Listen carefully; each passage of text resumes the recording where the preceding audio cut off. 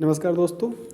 आप जैसे कि देख रहे हैं कि इस जो हिस्ट्री है, तो अगर आप 2023 में हिस्ट्री का एग्ज़ाम देने वाले हैं क्लास 12th का, तो ये जो वीडियो है आपके लिए बिल्कुल ही रामबाण साबित होगी, है ना। बिल्कुल रामबाण। ये आप क्या देख रहे हैं कि इसमें हम अपने ऑफलाइन क्लास में जो पूरा कंप्लीट कोर्स कराए हैं, ठीक है। तो पूरा जो कंप्लीट कोर्स कराए उस पूरे कोर्स में जितने भी ऑब्जेक्टिव हैं, टोटल आपको जैसे कि पता होगा कि इसमें टोटल चैप्टर जो है 15 चैप्टर है हिस्ट्री का, 3 बुक मिला के 3 बुक है, और इस 3 बुक से टोटल 15 चैप्टर है। अब इस टोटल चैप्टर का हम चैप्टर वाइज ऑब्जेक्टिव छाटे हैं। 650 प्लस ऑब्जेक्टिव है, जो कि कौन सी ऑब्जेक्टिव है, तो सारा NCERT बुक से, NCERT जो आपका बुक है, तो इस NCERT बुक का सारा कॉन्सेप्चुअल सारा ऑब्जेक्टिव है ना। ये कोई गेस या कोई मॉडल पेपर का ऑब्जेक्टिव नहीं है। इसलिए इस 650 ऑब्जेक्टिव से आपका पूरा 100% आने वाला है एग्ज़ाम में। ये कन्फर्म है। कन्फर्म इसलिए है क्योंकि आपका उसी बुक से, है ना, उसी बुक से एग्ज़ाम में आता है जो इसमें सारा ऑब्जेक्टिव डाला गया, यानी कि NCERT बुक, ठीक है।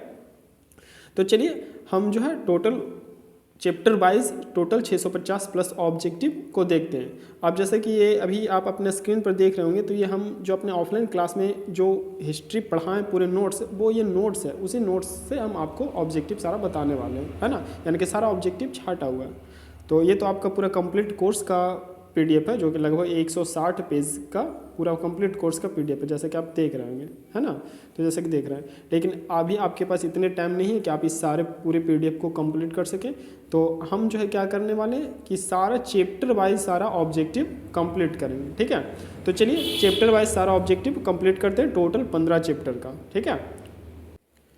चलिए, तो सारा पहले ऑब्जेक्टिव कंप्लीट करने से पहले उसके हम सिलेबस कोर्स को जान लेते हैं कि 12th हिस्ट्री का सिलेबस क्या है। तो देखिए इसमें टोटल, जैसे कि हम पहले ही बता दिए, 3 बुक है और टोटल 15 चैप्टर है। तो हम किस चैप्टर में कितने ऑब्जेक्टिव देखेंगे, सारा पहले इसको देख लेते हैं, और बारी बारी से पूरा क्लास नोट्स वाले, है ना, पूरे क्लास नोट्स के सारे ऑब्जेक्टिव को हम देखेंगे, ठीक है। तो चलिए हम शुरू करते हैं। तो देखिए इसमें जो फर्स्ट बुक वह है आपका क्या, भारतीय इतिहास के कुछ विषय भाग 1, है ना। तो फर्स्ट बुक में पहला जो चैप्टर है ईट मनके तथा अस्थियां, जिसमें आपको पूरा देखिए पूरा बुक का कंप्लीट एक चैप्टर ऑब्जेक्टिव छाटा हुआ है, जिसमें 59 ऑब्जेक्टिव आपको देखने को मिलेंगे। वहीं अगर हम बात करें अगला जो चैप्टर है 2, 3, 4, 5, है ना, सॉरी 2, 3, 4, ये जो 3 चैप्टर है, राजा, किसान और नगर, बंधुत्व, जाति तथा वर्ग, और विचारक, विश्वास और इमारतें, इन सारे चैप्टर एक जैसे हैं। तो इसमें टोटल आपको 140 ऑब्जेक्टिव देखने को मिलेगा। इस प्रकार से आपका फर्स्ट बुक हो गया कंप्लीट, ठीक है। अभी हम उसके सारे ऑब्जेक्टिव एक एक देखेंगे, पहले आप उसके पूरे पैटर्न सिलेबस को समझ लीजिए, तो आपको ऑब्जेक्टिव देखने में भी सारा आसानी होगा, ठीक है। बस 2 मिनट, और नहीं तो फिर आप अपने स्किप करके भी आप डायरेक्ट ऑब्जेक्टिव के पास पहुँच सकते हैं, ओके। तो चलिए नेक्स्ट अगर हम बात करें सेकेंड बुक, तो सेकेंड बुक में जो है चैप्टर 5। तो आपका चैप्टर 5 जो है वह है यात्रियों के नज़रिए, जिसमें आपको 55 ऑब्जेक्टिव देखने को मिलेंगे। उसके बाद भक्ति सूफी परंपराएं, तो भक्ति सूफी परंपराएं चैप्टर 6 है, जिसमें आपको 70 ऑब्जेक्टिव देखने को मिलेगा, ठीक है। उसके बाद अगर हम बात करें कि चैप्टर 7, है ना, एक साम्राज्य की राजधानी विजयनगर, काफ़ी इंपॉर्टेंट है, जिसमें आपका 40 ऑब्जेक्टिव देखने को मिलेगा। वही अगला चैप्टर 8 जो है किसान, जमींदार और राज्य, तो इसमें आपको 39 ऑब्जेक्टिव देखने को मिलेगा।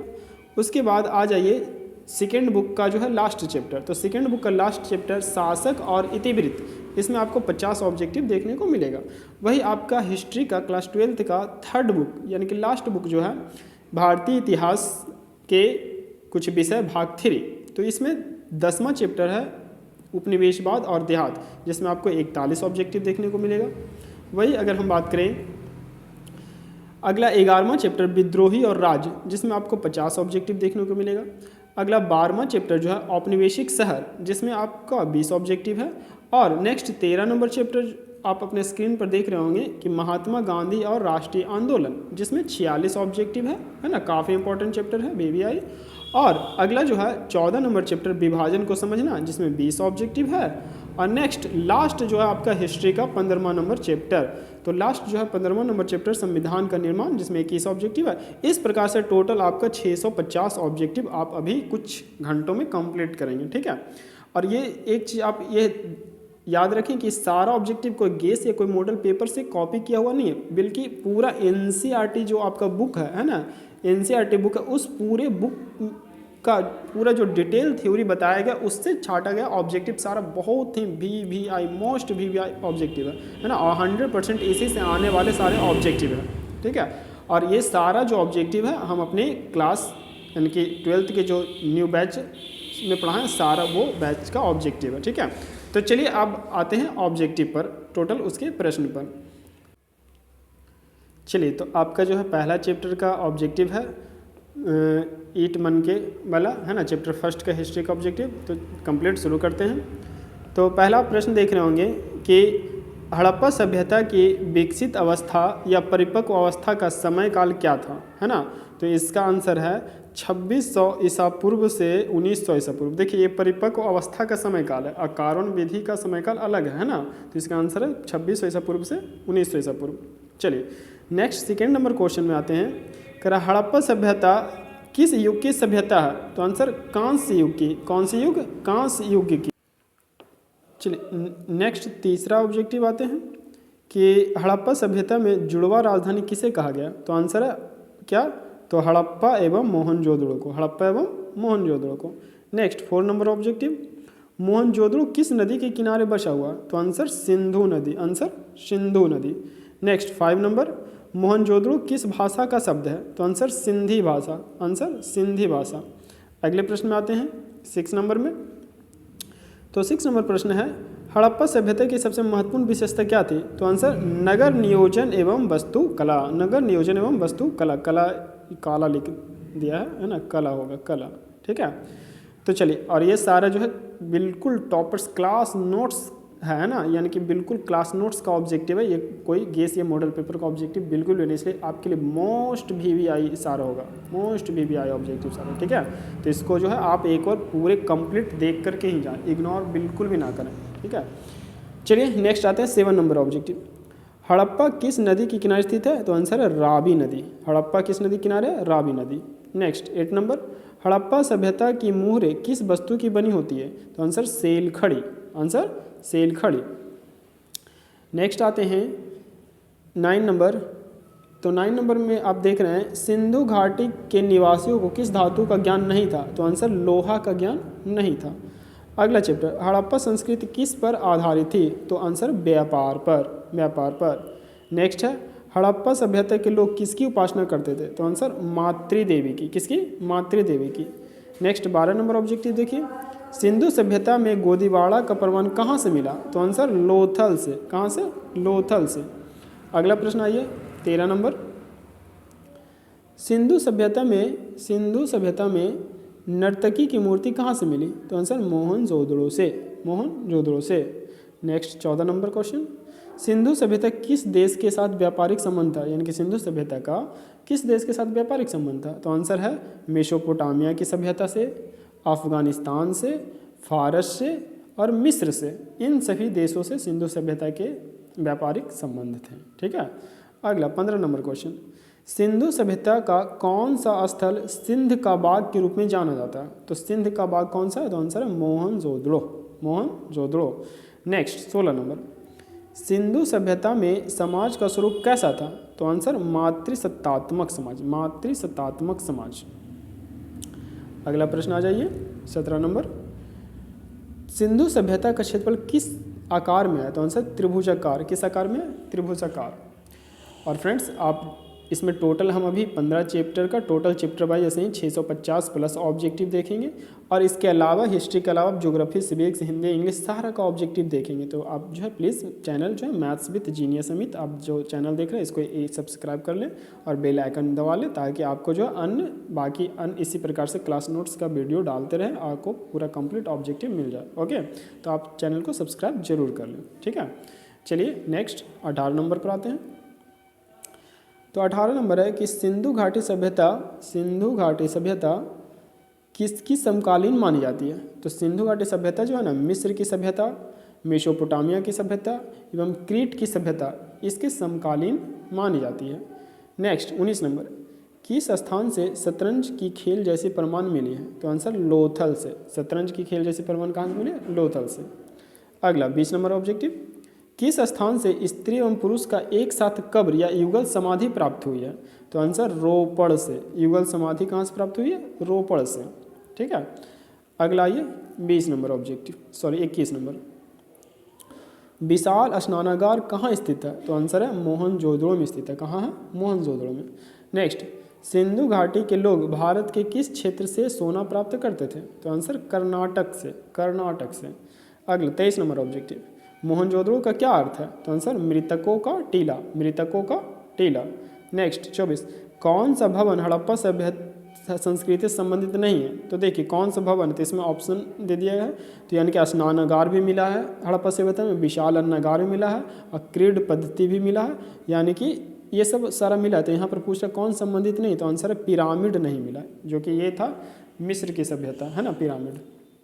चलिए नेक्स्ट आ जाते हैं 25 नंबर ऑब्जेक्टिव। तो 25 नंबर में आप देख रहे हैं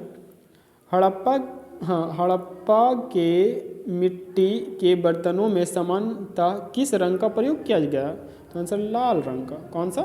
लाल रंग का। अगला 26 नंबर देखिए, तो इसमें क्या है कि बिल्ली का पीछा करते हुए कुत्ते का अलंकृत ईंट कहाँ से प्राप्त हुआ? तो आंसर चन्हुदड़ों से। कहाँ से? चन्हुदड़ों से।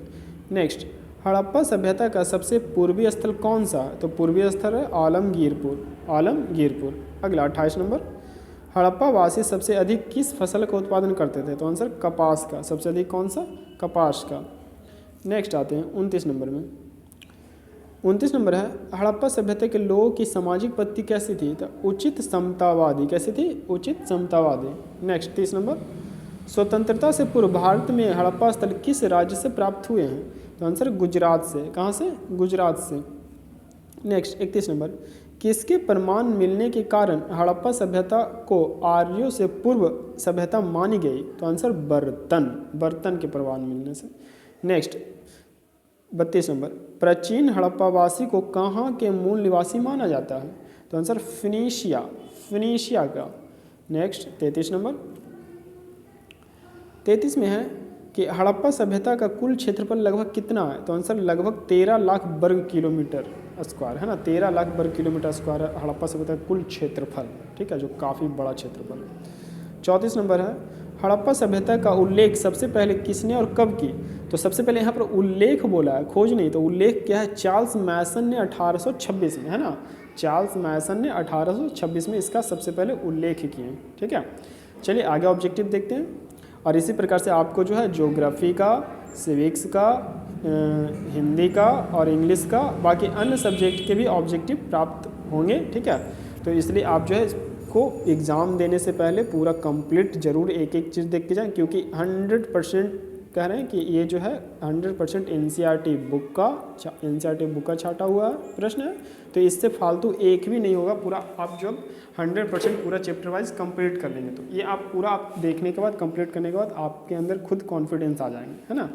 और आप जब वो सब 5 मिनट 10 मिनट में जो 5 ऑब्जेक्टिव 10 ऑब्जेक्टिव 20 ऑब्जेक्टिव कराते हैं, उन सभी फालतू वीडियो में ना पढ़ें। ठीक है, उन सभी फालतू वीडियो में ना पढ़ें। टाइम वेस्ट के अलावा आपका कुछ नहीं होगा। ठीक है, इसलिए इसमें जो आपका जेन्युइन ऑथेंटिक जो है कंप्लीट कराएं, आप इसको एक बार देखें ज़रूर। ठीक है, और आप फर्क खुद महसूस करें। तो देखिए नेक्स्ट वीडियो में कि भारतीय पुरातत्व का पिता किसे कहा जाता है? तो आंसर अलेक्जेंडर कनिंघम को। नेक्स्ट है 36 नंबर, पुरातत्व किस भाषा का शब्द है? तो आंसर संस्कृत का। अगला 37 नंबर, हड़प्पा सभ्यता में किस लिपि का प्रयोग होता है? तो आंसर भाव चित्रात्मक लिपि। नेक्स्ट 38 नंबर, तिथि निर्धारित करने की वैज्ञानिक पद्धति क्या है? तो कार्बन 14 विधि। काफ़ी इंपॉर्टेंट है, इसमें क्वेश्चन आंसर भी आएंगे, है ना। नेक्स्ट है 39 नंबर क्वेश्चन देख रहे हैं कि सिंधु सभ्यता का व्यापार किस मार्ग से होता था? तो आंसर जल मार्ग से। कहाँ से? जल मार्ग से। 40 नंबर, हड़प्पा और मोहनजोदड़ो के बीच की दूरी क्या थी? तो 670 किलोमीटर थे। 670 किलोमीटर। अगला 41 नंबर, हड़प्पा टीले का उल्लेख सर्वप्रथम 1826 में किसने किया था? तो चार्ल्स मैसन। अभी इसके पहले भी आप देखे थे ऑब्जेक्टिव में, है ना। अगला 42 नंबर, मोहनजोदड़ो की खोज 1922 ईस्वी में किसने की? तो आंसर रखाल दास बनर्जी ने, रखाल दास बनर्जी ने। और वही अगर रहेगा हड़प्पा की खोज 1921 में सबसे पहले हुआ था, वह था दयाराम शाहनी ने, दयाराम शाहनी ने। चलिए नेक्स्ट आ जाइए 43 नंबर क्वेश्चन पर कि कालीबंगन कहाँ स्थित है? तो राजस्थान में। कहाँ? राजस्थान में। 44 नंबर, हड़प्पा सभ्यता का सबसे बड़ा नगर कौन सा है? तो मोहनजोदड़ो। कौन सा? Mohenjodaro. Next 43 number, sorry next अगला ऑब्जेक्टिव, लोथल किस नदी के किनारे स्थित है? तो भोगवा नदी। किसके? भोगवा नदी किनारे। अगला जो ऑब्जेक्टिव है 44 नंबर, रखाल दास बनर्जी को मोहनजोदड़ो के अवशेष किस वर्ष मिले थे? तो 1922 में मिले थे। कब? 1922 में। अगला 45, लोथल कहाँ स्थित है? तो गुजरात में। कहाँ है? गुजरात में। नेक्स्ट ऑब्जेक्टिव देखिए 46 नंबर, मोहनजोदड़ो का उत्खनन किसने किया था? तो आर.डी. बनर्जी, आर.डी. बनर्जी। ठीक है, मोहनजोदड़ो का उत्खनन यानी कि रखालदास बनर्जी। अगला 47, पुरातत्व के अंतर्गत निम्न में से कौन नहीं है? तो पुरातत्व के अंतर्गत कौन नहीं? तो सिक्का है यानी कि खुदाई में मिलता है, अभिलेख भी मिलता है और भग्नावशेष मिलता है यानी कि बर्तन के अवशेष वगैरह भी मिलते हैं, लेकिन साहित्य जो पुरातत्व का अवशेष नहीं है, तो इसका आंसर साहित्य होगा। अगला जो है मोहनजोदड़ो का शाब्दिक मतलब क्या है, अर्थ क्या है? तो मृतकों का टीला, मृतकों का टीला।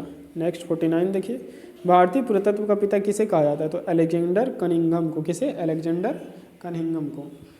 अगला 50, मोहनजोदड़ो में कुल कुओं की संख्या कितनी थी? तो आंसर लगभग 700 कुआं थे, लगभग 700 कुआं था। अगला 51 नंबर क्वेश्चन देखिए कि मिट्टी में बने हल के प्रतिरूप कहाँ से मिले हैं? तो आंसर चिलिस्तान के कई स्थलों एवं बनावली यानी कि हरियाणा से मिले। ठीक है, हरियाणा से मिले। अगला ऑब्जेक्टिव देखिए, अगला ऑब्जेक्टिव है कि जुते हुए खेत का साक्ष्य कहाँ से मिला है? तो आंसर कालीबंगन, जो कि राजस्थान में कालीबंगन से मिला है। अगला 53 नंबर, पक्की मिट्टी से बना वृषभ का प्रमाण कहाँ से मिला है? तो आंसर है हड़प्पा से। कहाँ से? हड़प्पा से। अगला 54 नंबर, पक्की मिट्टी के बैलगाड़ी का साक्ष्य कहाँ से मिला है? तो आंसर चन्हुदड़ो, पाकिस्तान से। चन्हुदड़ो पाकिस्तान से, ना छोड़ दिया है ना, चन्हुदड़ो। अगला 55 नंबर देखिए, प्रख्यात पुरातत्वविद अर्नेस्ट मैके ने मोहनजोदड़ो में हुए उत्खनन पर रिपोर्ट क्या है? Further exhibition at Mohenjodaro, further exhibitions at Mohenjodaro कब प्रस्तुत की? तो 1937 में प्रस्तुत की। काफ़ी इंपॉर्टेंट, 1937 में प्रस्तुत की। 56 नंबर क्वेश्चन देखिए, 56 है कि अनाज पीसने के लिए किसका प्रयोग किया जाता था? इनके मोहनजोदड़ो में? तो अबतल चक्की का, अबतल चक्की का। अगला 57 नंबर, हड़प्पा सड़कों तथा गलियों को किस पद्धति द्वारा बनाया जाता है? तो आंसर ग्रिड पद्धति पर। ये सड़कें एक दूसरे को समकोण पर काटती है, ग्रिड पद्धति पर, है ना। अगला 50 नंबर, प्रख्यात पुरातत्वविद अर्नेस्ट मैके की रिपोर्ट ऑल इंडस सिविलाइजेशन, है ना, ऑल इंडस सिविलाइजेशन कब प्रस्तुत किया गया? तो 1948 ईस्वी में, 1948 ईस्वी में। और अगला जो है इसका ऑब्जेक्टिव, लास्ट ऑब्जेक्टिव देखिए, तो लास्ट में क्या है कि 59, नालियों के विषय में अर्नेस्ट मैके ने क्या लिखा? तो लिखें कि निश्चित रूप से यह अब तक खोजी गई सर्वथा संपूर्ण प्राचीन प्रणाली है। तो आप इस प्रकार से जो है क्लास 12th का टोटल 15 चैप्टर में से चैप्टर फर्स्ट का पूरा ऑब्जेक्टिव कंप्लीट देख लिए मात्र कुछ ही मिनटों में, है ना। मात्र आप 18 से 19 मिनट में ये कंप्लीट कर लिए, ठीक है। तो इसी प्रकार से आगे अभी और नेक्स्ट चैप्टर हम देखेंगे, है ना, आगे नेक्स्ट चैप्टर देखेंगे। तो आप जो है चैनल को ज़रूर सब्सक्राइब कर लें, क्योंकि आने वाला अभी बाकी और अन्य चैप्टर, अन्य सब्जेक्ट के विषय और सारे ऑब्जेक्टिव ऑथेंटिक आप जेन्युइन देख रहे होंगे। पूरा क्लास नोट्स वाला है, सारा क्लास नोट्स का है, जो कि यहाँ ऑफलाइन क्लास में पढ़ाएँ टोटल, जिसमें लोग जो है 5-5 हज़ार रुपया फ़ी दे करके पूरा कोर्स 1 साल पढ़ें। आपको ये जो है पूरा ऑब्जेक्टिव उसका कंप्लीट फ्री ऑफ कॉस्ट मिल रहा है यूट्यूब पर, ठीक है। तो आप प्लीज़ इस चैनल को सब्सक्राइब जरूर कर लें, और बाकी अन्य जो सब्जेक्ट का आपको ऑब्जेक्टिव पूरा क्लास नोट्स चाहिए, आपको इस प्रकार से हम अवेलेबल कराते रहेंगे, ठीक है। तो चलिए अब इस चैप्टर फर्स्ट के लिए आपका जो है पूरा कंप्लीट हो गया है। और जैसे कि हम पहले ही बता चुके हैं कि ये जो सारा ऑब्जेक्टिव पूरा एनसीईआरटी बुक का एक एक लाइन से निकाला गया, छाटा गया पूरा सारा ऑब्जेक्टिव एनसीईआरटी बुक का। तो आप जो है इतना ऑब्जेक्टिव कंप्लीट कर ले, इससे बाहर तो कुछ आने ही वाला नहीं है ना। यानी कि इसमें कोई भी guess, model paper, learn fund इधर उधर से कॉपी पेस्ट बिल्कुल भी नहीं है, ये बिल्कुल ओरिजिनल है, ठीक है, हमारे क्लास का, ऑफलाइन क्लास का। तो चलिए सेकेंड चैप्टर को हम शुरू करते हैं। तो देखिए ये सब क्वेश्चन आंसर है सारा, चूँकि हम पहले शुरू में आपको बताए थे कि ये जो है पूरा हिस्ट्री का जो क्लास नोट्स है 160 पेज का, उस सारे 160 पेज का क्लास नोट्स है। तो हम तो फिलहाल अभी क्या देख रहे हैं कि सिर्फ इसके ऑब्जेक्टिव देख रहे हैं, है ना। जैसे कि वैदिक काल आपका शुरू होने है अगला चैप्टर, तो ये सब सारा पढ़ाया गया क्लास नोट्स है, ठीक है। तो अभी हमारे पास उतना टाइम नहीं है, तो इसलिए हम इसके second number, third number objective पर आते हैं। ओके, हाँ चलिए, अब अगला चैप्टर आने से पहले एक चीज़ आप, हम क्लास नोट्स का चीज़ हमें मिल गया इंपॉर्टेंट, तो हमें लगा ये बता देना चाहिए। क्योंकि आपको पता होगा कि भारत में जो उस समय महाजन पद में बटा था, उसकी राजधानी, तो टोटल 16 महाजन पद थे और उसकी राजधानियाँ थे। तो ये काफ़ी इंपॉर्टेंट है, इसको आप एक बार देख लें। तो जैसे कि पहला था मगध महाजन पद, जिसकी राजधानी कहाँ थी, राजगृह थी। अगला दूसरा था अवंती, जिसका राजधानी उज्जैनी या माहिष्मती था। तीसरा बज्जी था, जिसकी राजधानी वैशाली था। अगला कौशल थी, जिसकी राजधानी श्रावस्ती थी। अगला काशी थी, जिसकी राजधानी वाराणसी थी। अगला अंग था, जिसकी राजधानी चंपा थी। अगला मल्ल था, जिसकी राजधानी कुशीनगर था। अगला चेदी, जिसकी राजधानी सोथीवती थी। उसी प्रकार से नेक्स्ट हम आते हैं, तो अगला जो है वत्स था, जिसकी राजधानी कौशाम्बी है। नेक्स्ट कुरु है, जिसकी राजधानी हस्तिनापुर। ये सब क्या है, सारा चूँकि 16 महाजन पद में ये सब महाजन पद है, ठीक है, महाजन पद है। तो ये सब के बारे में सारा पूरा क्लास में हम क्या किए, पूरा एक्सप्लेन डिटेल बताएं, ठीक है।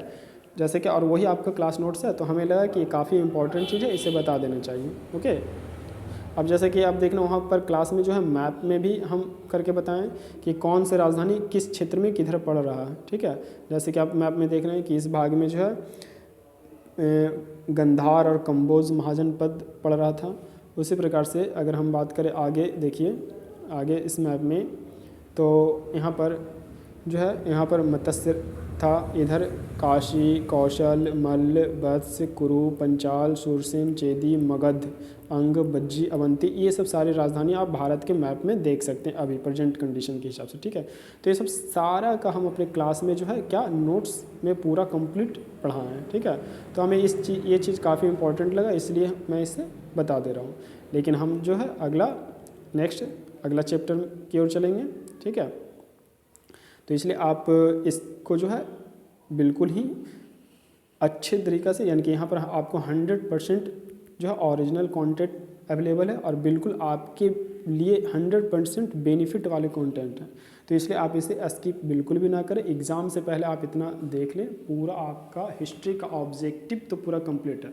अगर आप ये जो है पूरा 160 पेज अगर हम पूरा ये PDF करा दें तो पूरा आपका हिस्ट्री कंप्लीट हो जाएगा। लेकिन अभी उसके पास समय के अभाव के कारण हम सिर्फ इसका ऑब्जेक्टिव करा रहे हैं, ठीक है। तो वही अगर मत्स्य का राजधानी विराटनगर है महाजनपद का, पंचाल का महाजनपद का कंपिल्य, सूरसेन महाजनपद मथुरा, गंधार का तक्षशिला, कंबोज का राजपुरा और अस्बक का पोतन, ये सब 16 महाजनपद है और उसकी राजधानियाँ हैं, जो कि काफ़ी इंपॉर्टेंट लगा, इसलिए मैं बता दे रहा हूँ, ठीक है। तो चलिए हम जो है नेक्स्ट चैप्टर के ऑब्जेक्टिव की ओर बढ़ते हैं अब। चलिए, तो जैसे कि हम पहले आपको बता दिए कि चैप्टर कौन सा 2 हिस्ट्री का, चैप्टर 3 और चैप्टर 4 एक जैसे प्रारूप के थे और इसमें टोटल आप जो है 140 ऑब्जेक्टिव इसमें है और उसका 140 ऑब्जेक्टिव का एक का यहाँ से हम प्रारंभ कर रहे हैं, ठीक है। तो यहाँ से आपको चैप्टर 2, 3 और 4 पूरा कंप्लीट हो जाएगा, ठीक है। तो चलिए शुरू करते हैं। तो पहला है कि हर्यक वंश के संस्थापक कौन थे, तो बिंबिसार, जो कि 544 ईसा पूर्व से लेकर 492 ईसा पूर्व तक रहे, ठीक है। दूसरा, बिंबिसार किस धर्म का अनुयायी था, तो आंसर बौद्ध धर्म का। कौन सा, बौद्ध धर्म का। नेक्स्ट तीसरा, बिंबिसार ने अंग पर आक्रमण करके किस राजा को पराजित किया, तो आंसर ब्रह्मगुप्त को। कौन से, ब्रह्मगुप्त को। अगला चौथा, अजातशत्रु ने गौतम बुद्ध के अस्थियों से किस स्थान पर स्तूप का निर्माण करवाया था, तो आंसर राजगृह में।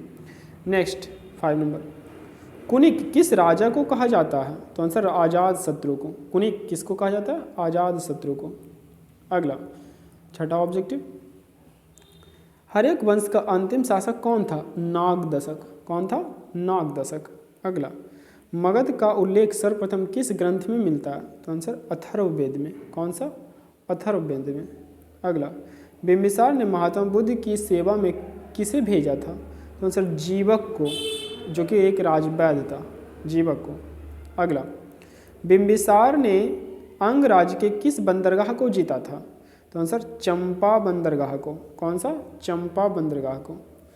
अगला 10 नंबर ऑब्जेक्टिव है, उदयन किस धर्म का अनुयायी था? तो आंसर जैन धर्म का। किसका? जैन धर्म का। 11, हर्यक वंश के बाद किस वंश की स्थापना हुई और किसने की? तो किसने की? तो आंसर है शिशुनाग वंश की और शिशुनाग ने की। कौन सा? शिशुनाग वंश के शिशुनाग ने की। अगला 12 नंबर, शिशुनाग ने मगध की राजधानी कहाँ ले गया? तो आंसर वैशाली ले गया। मगध की राजधानी कहाँ ले गया? वैशाली।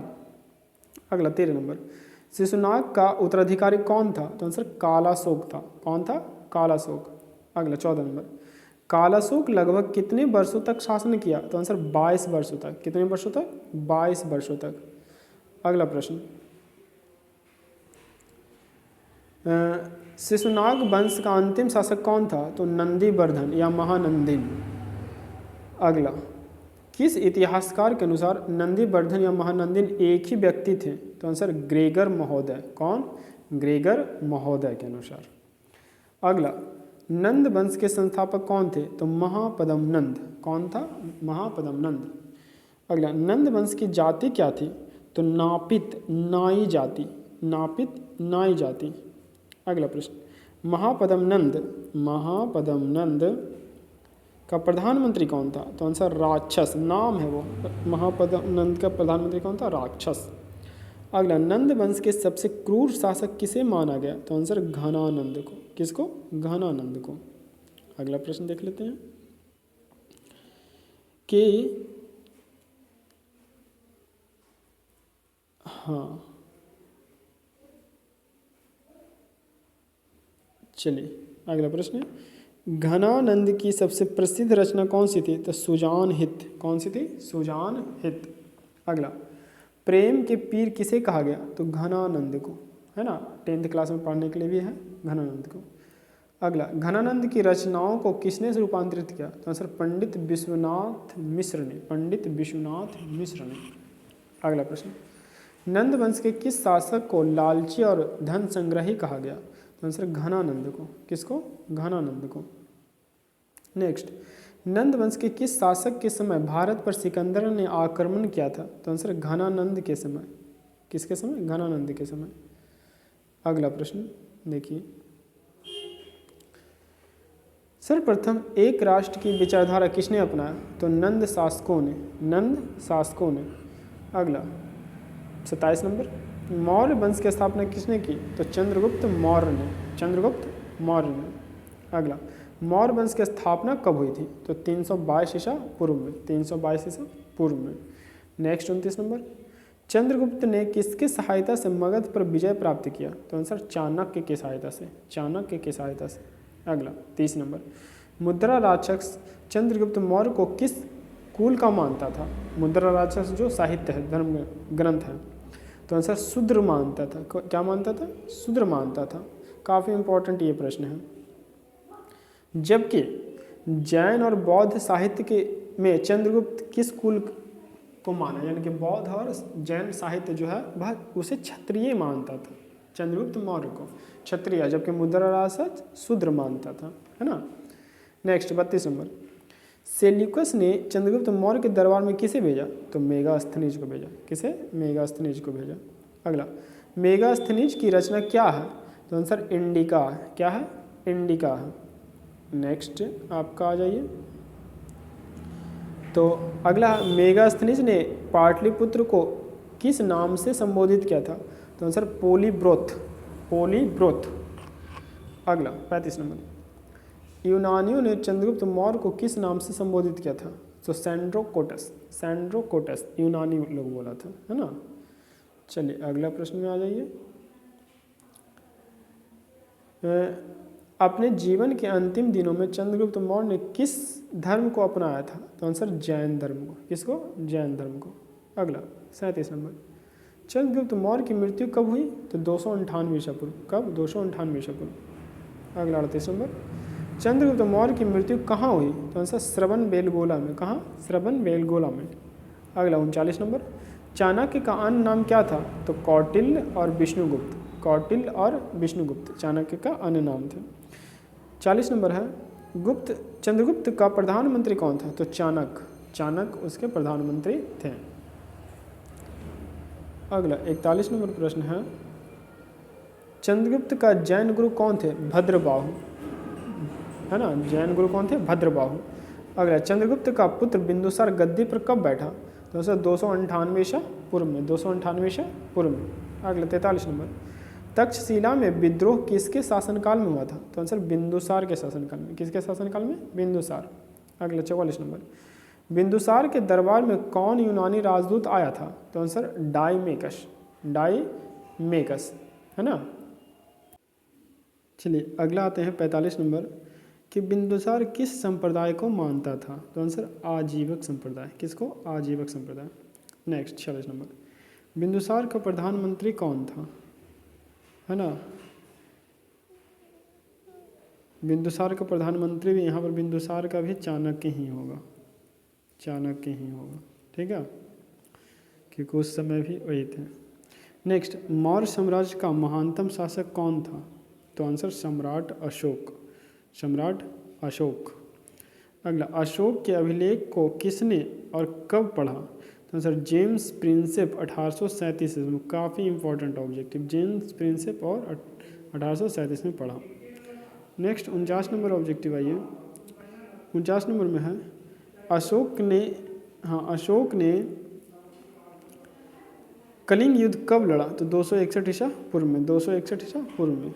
अगला 50 नंबर, कलिंग की राजधानी कहाँ थी? तो सर तोसली। कहाँ? तोसली। कलिंग की राजधानी कहाँ थी? तोसली थी। अगला 51 नंबर, कलिंग युद्ध का वर्णन किस शिलालेख में है? तो सर 13वां शिलालेख में। किस में? 13वां शिलालेख में। अगला 52 नंबर, अशोक किस धर्म का अनुयायी था? तो सर बौद्ध धर्म का। किसका? बौद्ध धर्म का अनुयायी था। अगला 53 नंबर, अशोक को बौद्ध धर्म की दीक्षा किसने दिलाई? तो किसने दिलाई? तो आंसर उपगुप्त ने। किसने? उपगुप्त ने।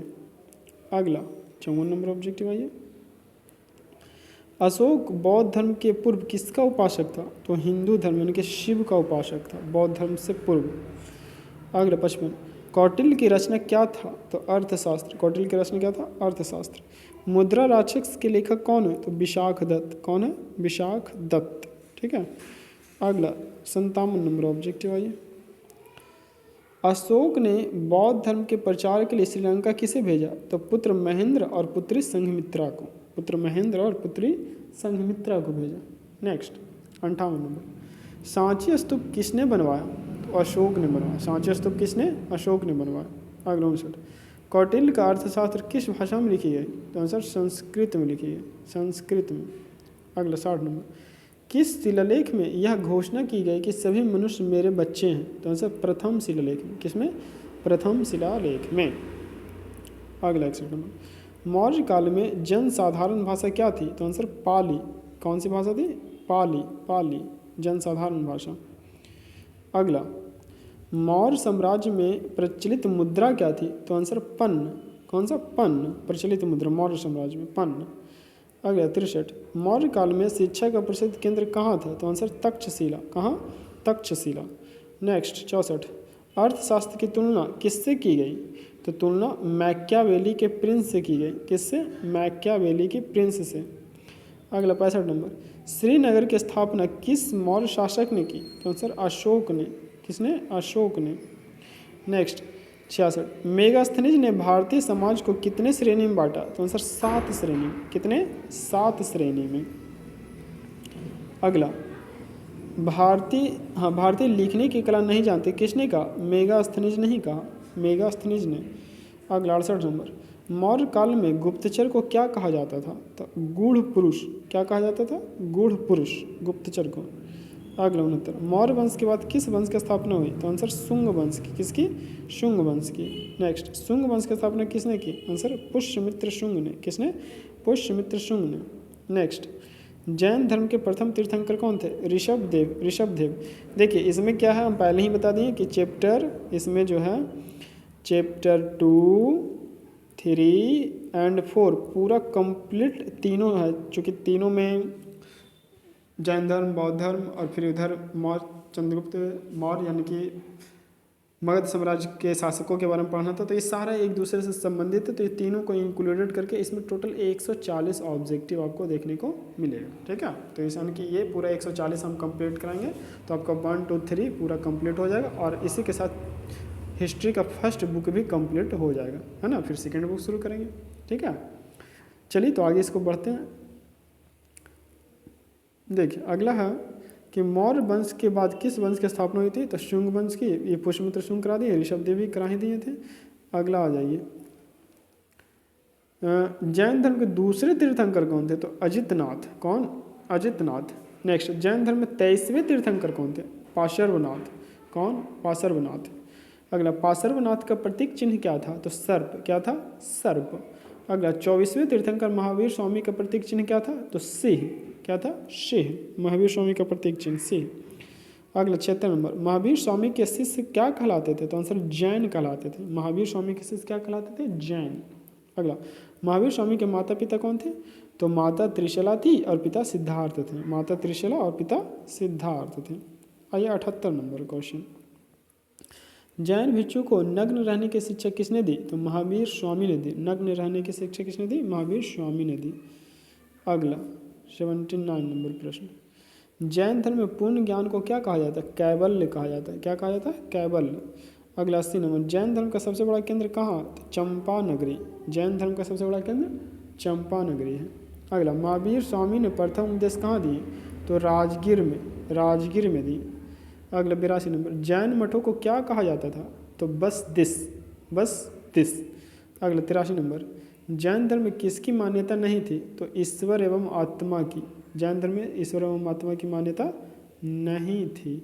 अगला, जियो और जीने दो किसने कहा? महावीर स्वामी ने कहा, जियो और जीने दो। अगला 85 नंबर, महावीर स्वामी यति कब कहलाएं? तो गृह त्याग के बाद।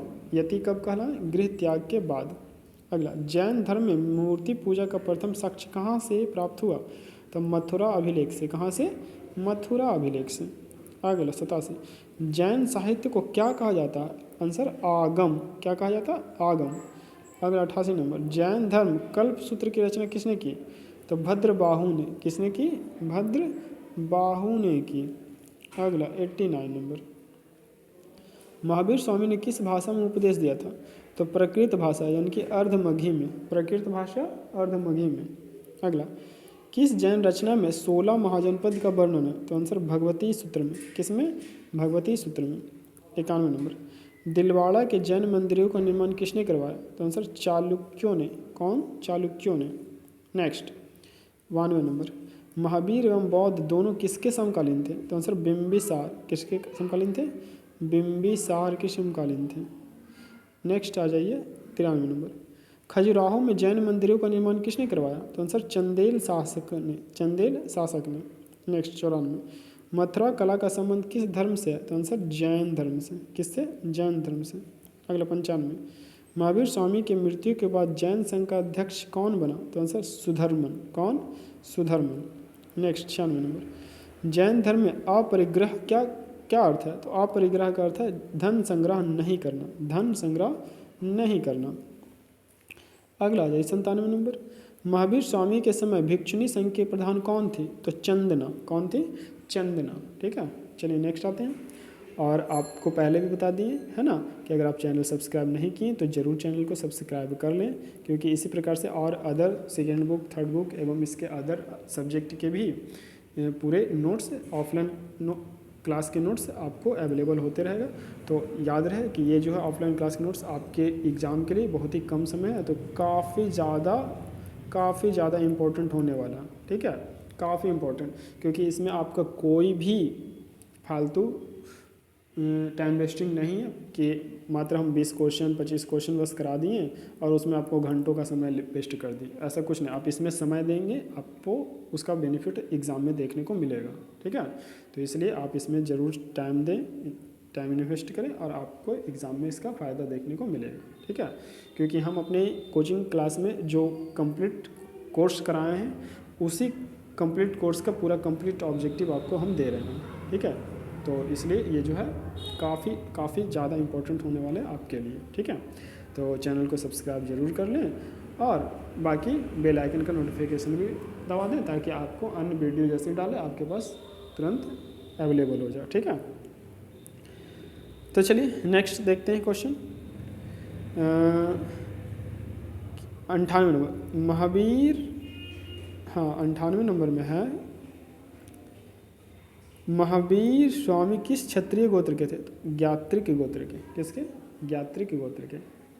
नेक्स्ट पार्श्वनाथ किस राजा के पुत्र थे? तो अश्वसेन पार्श्वनाथ। अगला जैन धर्म सर्वाधिक किस वर्ग में फैला? तो व्यापारी वर्ग में सबसे अधिक फैला, किसमें? व्यापारी वर्ग में। अगला 101 नंबर महावीर स्वामी की मृत्यु कब हुई? तो 468 ईसा पूर्व पावापुरी में, है ना, पावापुरी में, बिहार के पावापुरी में। चलिए तो यहाँ से जैन धर्म का कंप्लीट होता है। 102 से बौद्ध धर्म की कुछ ऑब्जेक्टिव को देखेंगे, है ना।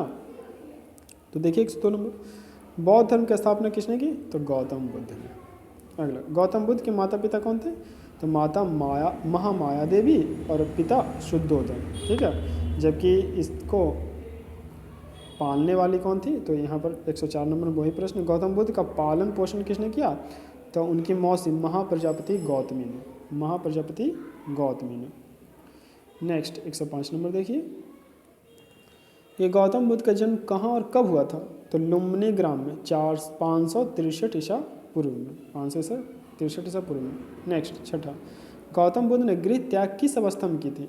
तो 29 वर्ष की अवस्था में। किस अवस्था में? 29 वर्ष की अवस्था में। अगला 107, बुद्ध का महापरिनिर्वाण कहाँ हुआ था? तो कुशीनगर में। कहाँ? महापरिनिर्वाण कहाँ हुआ था? तो कुशीनगर में। अगला 108, बुद्ध के गृह त्याग की घटना क्या कहलाई? तो महाभिनिष्क्रमण, गृह त्याग महाभिनिष्क्रमण कहलाई, है ना। अगला 109 नंबर क्वेश्चन, तो 109 में आइए, बुद्ध को ज्ञान प्राप्ति कहाँ हुई? तो आंसर बोध गया उरुबेला में उस समय। अगला बौद्धों के पूजा स्थल को क्या कहा गया? तो आंसर चैत्य। क्या कहा गया? चैत्य। नेक्स्ट 11 में 111, बुद्ध ने सर्वाधिक उपदेश कहाँ दिए? तो आंसर श्रावस्ती में। सबसे अधिक कहाँ दिए? श्रावस्ती में। नेक्स्ट 112 में, बौद्ध धर्म का पवित्र दिशा क्या है? तो दक्षिण दिशा। बौद्ध धर्म का पवित्र दिशा दक्षिण दिशा। नेक्स्ट 113, बौद्ध धर्म का प्रचार किस भाषा में किया गया? तो पाली भाषा में। कौन सी भाषा में? पाली भाषा में। नेक्स्ट 114, त्रिपिटक किसका धर्म ग्रंथ है? तो आंसर बौद्धों का। किसका? बौद्धों का। नेक्स्ट आ जाइए 115 नंबर में, बुद्ध ने अपना प्रथम उपदेश कहाँ दी? तो आंसर सारनाथ के हिरण्य पर्वत पर। अगला 116, बौद्ध धर्म में कितने वर्ष से कम आयु वर्ग वाले लोगों को शामिल नहीं किया जाता था? 15 वर्ष से कम।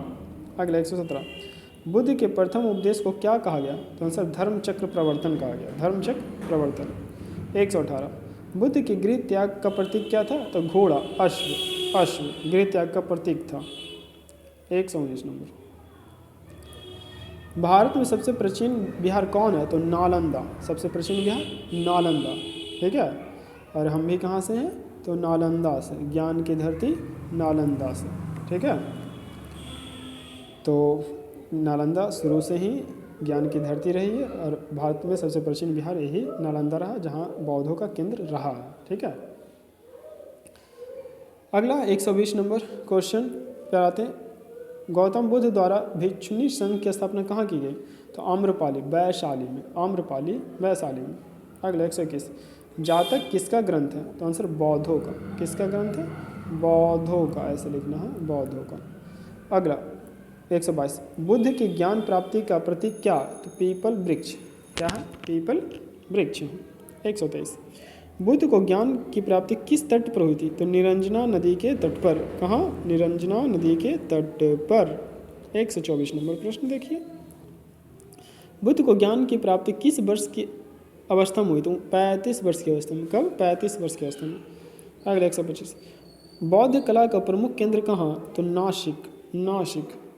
126, महात्मा बुद्ध किस क्षत्रिय कुल के थे? तो शाक्य, शाक्य कुल के। अगला 127, बौद्धों का रामायण किसे कहा जाता है? तो बुद्ध चरित्र को, बुद्ध चरित्र को। बौद्धों का रामायण किसे कहा जाता है? बुद्ध चरित्र को। अगला 128, बुद्ध चरित्र के रचनाकार कौन है? अश्वघोष। कौन है? अश्वघोष, अश्वघोष।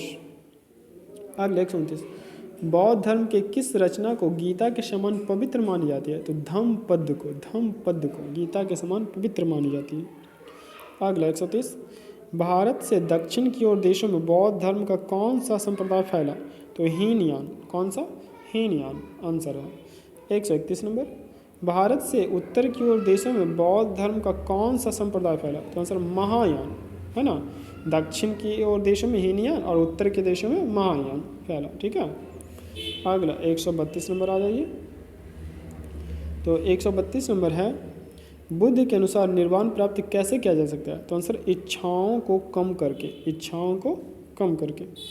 अगला 133, वह वृक्ष जिसके नीचे महात्मा बुद्ध ने ज्ञान प्राप्ति की है उसे किसने कटवाया? तो आंसर शशांक ने, शशांक ने। नेक्स्ट 134, गृहस्थ जीवन में रहकर बौद्ध धर्म मानने वाले को क्या कहा जाता था? आंसर उपासक। क्या कहा जाता था? उपासक। अगला 135, महात्मा बुद्ध ने योग एवं दर्शन की दीक्षा किससे ग्रहण की? तो आंसर अलार कलाम से। किससे? अलार कलाम से। अगला 135 नंबर, सॉरी 36 नंबर, किस शासक ने बौद्धों के लिए विख्यात विक्रमशिला विश्वविद्यालय की स्थापना की? तो धर्मपाल, धर्मपाल, धर्मपाल ने। चलिए नेक्स्ट आते हैं 137 नंबर पर। तो 137 नंबर है आपका, बौद्ध सभा की कार्यवाही चलाने के लिए न्यूनतम संख्या कितनी निर्धारित की गई थी? तो आंसर 20, यानी कि 20 से कम रहेगा तो जो है बौद्ध सभा नहीं चलेगी। नेक्स्ट 138, बौद्ध धर्म के हीनयान और महायान संप्रदाय में सबसे मौलिक अंतर क्या था? तो आंसर देवी देवताओं का पूजा, देवी देवताओं का पूजा था। अगला 139, महात्मा बुद्ध के निर्वाण प्राप्ति का प्रतीक चिन्ह क्या है? तो आंसर पद चिन्ह, पद चिन्ह। और ये लास्ट 140 नंबर क्वेश्चन, किसे एशिया की रोशनी कहा गया? तो महात्मा बुद्ध को, महात्मा बुद्ध को। तो फ्रेंड्स इसमें आप जो है 140 तक वो जो है देख लिए, तो 140 तक देखें। तो इसमें आपका क्वेश्चन 140 तक में हम पहले बता दें, चैप्टर 2, 3 और 4 इंक्लूडेड थे, है ना। ये चैप्टर आपका कंप्लीट हो गया। और फर्स्ट तो पहले कंप्लीट करा दी, यानी कि यहाँ आप जो है पूरा आपका हिस्ट्री का जो फर्स्ट बुक है वह आपका कंप्लीट हो चुका है, यानी कि मात्र कुछ ही मिनटों में, है ना। यानी कि लगभग 46-47 मिनट में आपका पूरा एक बुक कंप्लीट हो गया। ठीक है। उसी प्रकार से अब हम नेक्स्ट बुक और चैप्टर 5 की ओर बढ़ते हैं। ठीक है। और ये पहले भी हम बता दें कि ये आपके लिए काफ़ी इम्पॉर्टेंट है, काफ़ी ज़्यादा, क्योंकि ये जो हमारा ऑफलाइन क्लास का, यानी कि ऑफलाइन कोचिंग में जो पूरा फुल कोर्स कराए हैं जनवरी से, तो उसका सारा हम ऑब्जेक्टिव दे रहे हैं। हालांकि फुल कोर्स में ये पूरा उसके प्रत्येक चैप्टर वाइज उसके थ्योरी पॉइंट्स को बतलाया गया, फिर उसके ऑब्जेक्टिव को बतलाया गया, फिर उसके लघु उत्तरीय प्रश्न को बतलाया गया, फिर उसके दीर्घ उत्तरीय प्रश्न को बतलाया गया, यानी कि सारा पूरा कॉन्सेप्ट कंप्लीट कराया गया। और तो अभी तो उतना टाइम नहीं है, बहुत ही कम शेष टाइम बचे हैं आपके एग्ज़ाम में, तो इसलिए जो है हम सिर्फ इसका ऑब्जेक्टिव करा दे रहे हैं, ताकि आपको मात्र ये 650 ऑब्जेक्टिव आप कंप्लीट करके जाइए। आपका हिस्ट्री पूरा 100% कंप्लीट है, बस नो कन्फ्यूजन। ठीक है। और उसी प्रकार से नेक्स्ट ज्योग्राफी, सिविक्स और हिंदी इंग्लिश के भी हम ऑब्जेक्टिव वैसे ही क्लास नोट्स वाले आपको जल्द ही अवेलेबल करा देंगे। ठीक है। जैसे कि हम देख रहे हैं कि क्लास में पढ़ाया गया नोट्स हैं, तो खैर हम चलते हैं, इस पर अभी नहीं आते, हम अगले चैप्टर 3 पर चलेंगे। तो चैप्टर 3 में जो आप देख रहे हैं, सॉरी चैप्टर 3, 4 तो हम करा ही दिए हैं, बंद हो जाती है सब। तो हम अगला जो है चैप्टर 5 पर चलेंगे। ठीक है। तो चलिए शुरू करते हैं चैप्टर 5। चलिए, तो अगला जो है सेकेंड बुक का चैप्टर फर्स्ट है, यानी कि चैप्टर 5 हम देख रहे हैं, जो कि सेकेंड बुक यहाँ से शुरू हो रहा है। और वह है क्या? यात्रियों के नज़रिए। ठीक है। हिस्ट्री का सेकेंड बुक, तो यात्रियों के नज़रिए। तो इसमें देखिए, ये तो पहले कुछ हम उसके थ्योरी पॉइंट्स को लिखाएं, तो आप आपको यहाँ पर से देखना नहीं है, यानी कि बहुत सारा है, वो उतना टाइम नहीं है कि पूरे कॉन्सेप्ट पूरे पॉइंट्स को, ये सब सारे क्वेश्चन आंसर पॉइंट्स है तो ये सब है, तो ये सब को भी देखना नहीं है। हम उसके ऑब्जेक्टिव पर आते हैं। हाँ, यहाँ से ऑब्जेक्टिव है इसका, ये रहा। तो चलिए ऑब्जेक्टिव को हम देख लेते हैं, ठीक है। तो देखिए पहला ऑब्जेक्टिव है चैप्टर 5 का, इब्न बतूता ने अपनी यात्रा का वर्णन किस भाषा में किया? तो आंसर फारसी भाषा में। किसमें? फारसी भाषा में। दूसरा, अलबरूनी भारत किस शताब्दी में आया था? तो आंसर 11वीं शताब्दी में। कब? 11वीं शताब्दी में। नेक्स्ट तीसरा, इब्न बतूता किस दो भारतीय चीज़ों से आसमान बताया, यानी कि किन दो भारतीय चीज़ों को आसमान बताया? तो नारियल और पान का पत्ता, यानी कि वह यहाँ पहली बार देखा था, नारियल और पान का पत्ता। नेक्स्ट है, फ्रांसवा बर्नियर किस देश से आया था? तो फ्रांस से आया था फ्रांसवा बर्नियर। नेक्स्ट चैप्टर ही है यात्रियों के नज़रिए, यानी कि विदेश से जो यात्री हैं उसके बारे में सारा हम पढ़ेंगे। तो रेहला के रचनाकार कौन थे? तो आंसर है इब्न बतूता। रेहला के रचनाकार इब्न बतूता। नेक्स्ट छठा, इब्न बतूता को मुल्तान से दिल्ली आने में कितना समय लगा? तो 40 दिन। कितना समय लगा? 40 दिन का समय लगा। अगला प्रश्न आइए 7 नंबर। तो 7 नंबर देखिए क्या है कि अलबरूनी किसके साथ भारत आया था? तो आंसर महमूद गजनबी के साथ आया था, महमूद गजनबी के साथ। नेक्स्ट 8 नंबर, इब्न बतूता किस देश का निवासी था? आंसर मोरक्को का। कहाँ का? मोरक्को का। अगला 9 नंबर, दिल्ली से दौलताबाद किस शासक ने अपनी राजधानी बनाई? तो आंसर मोहम्मद तुगलक ने, मोहम्मद बिन तुगलक ने।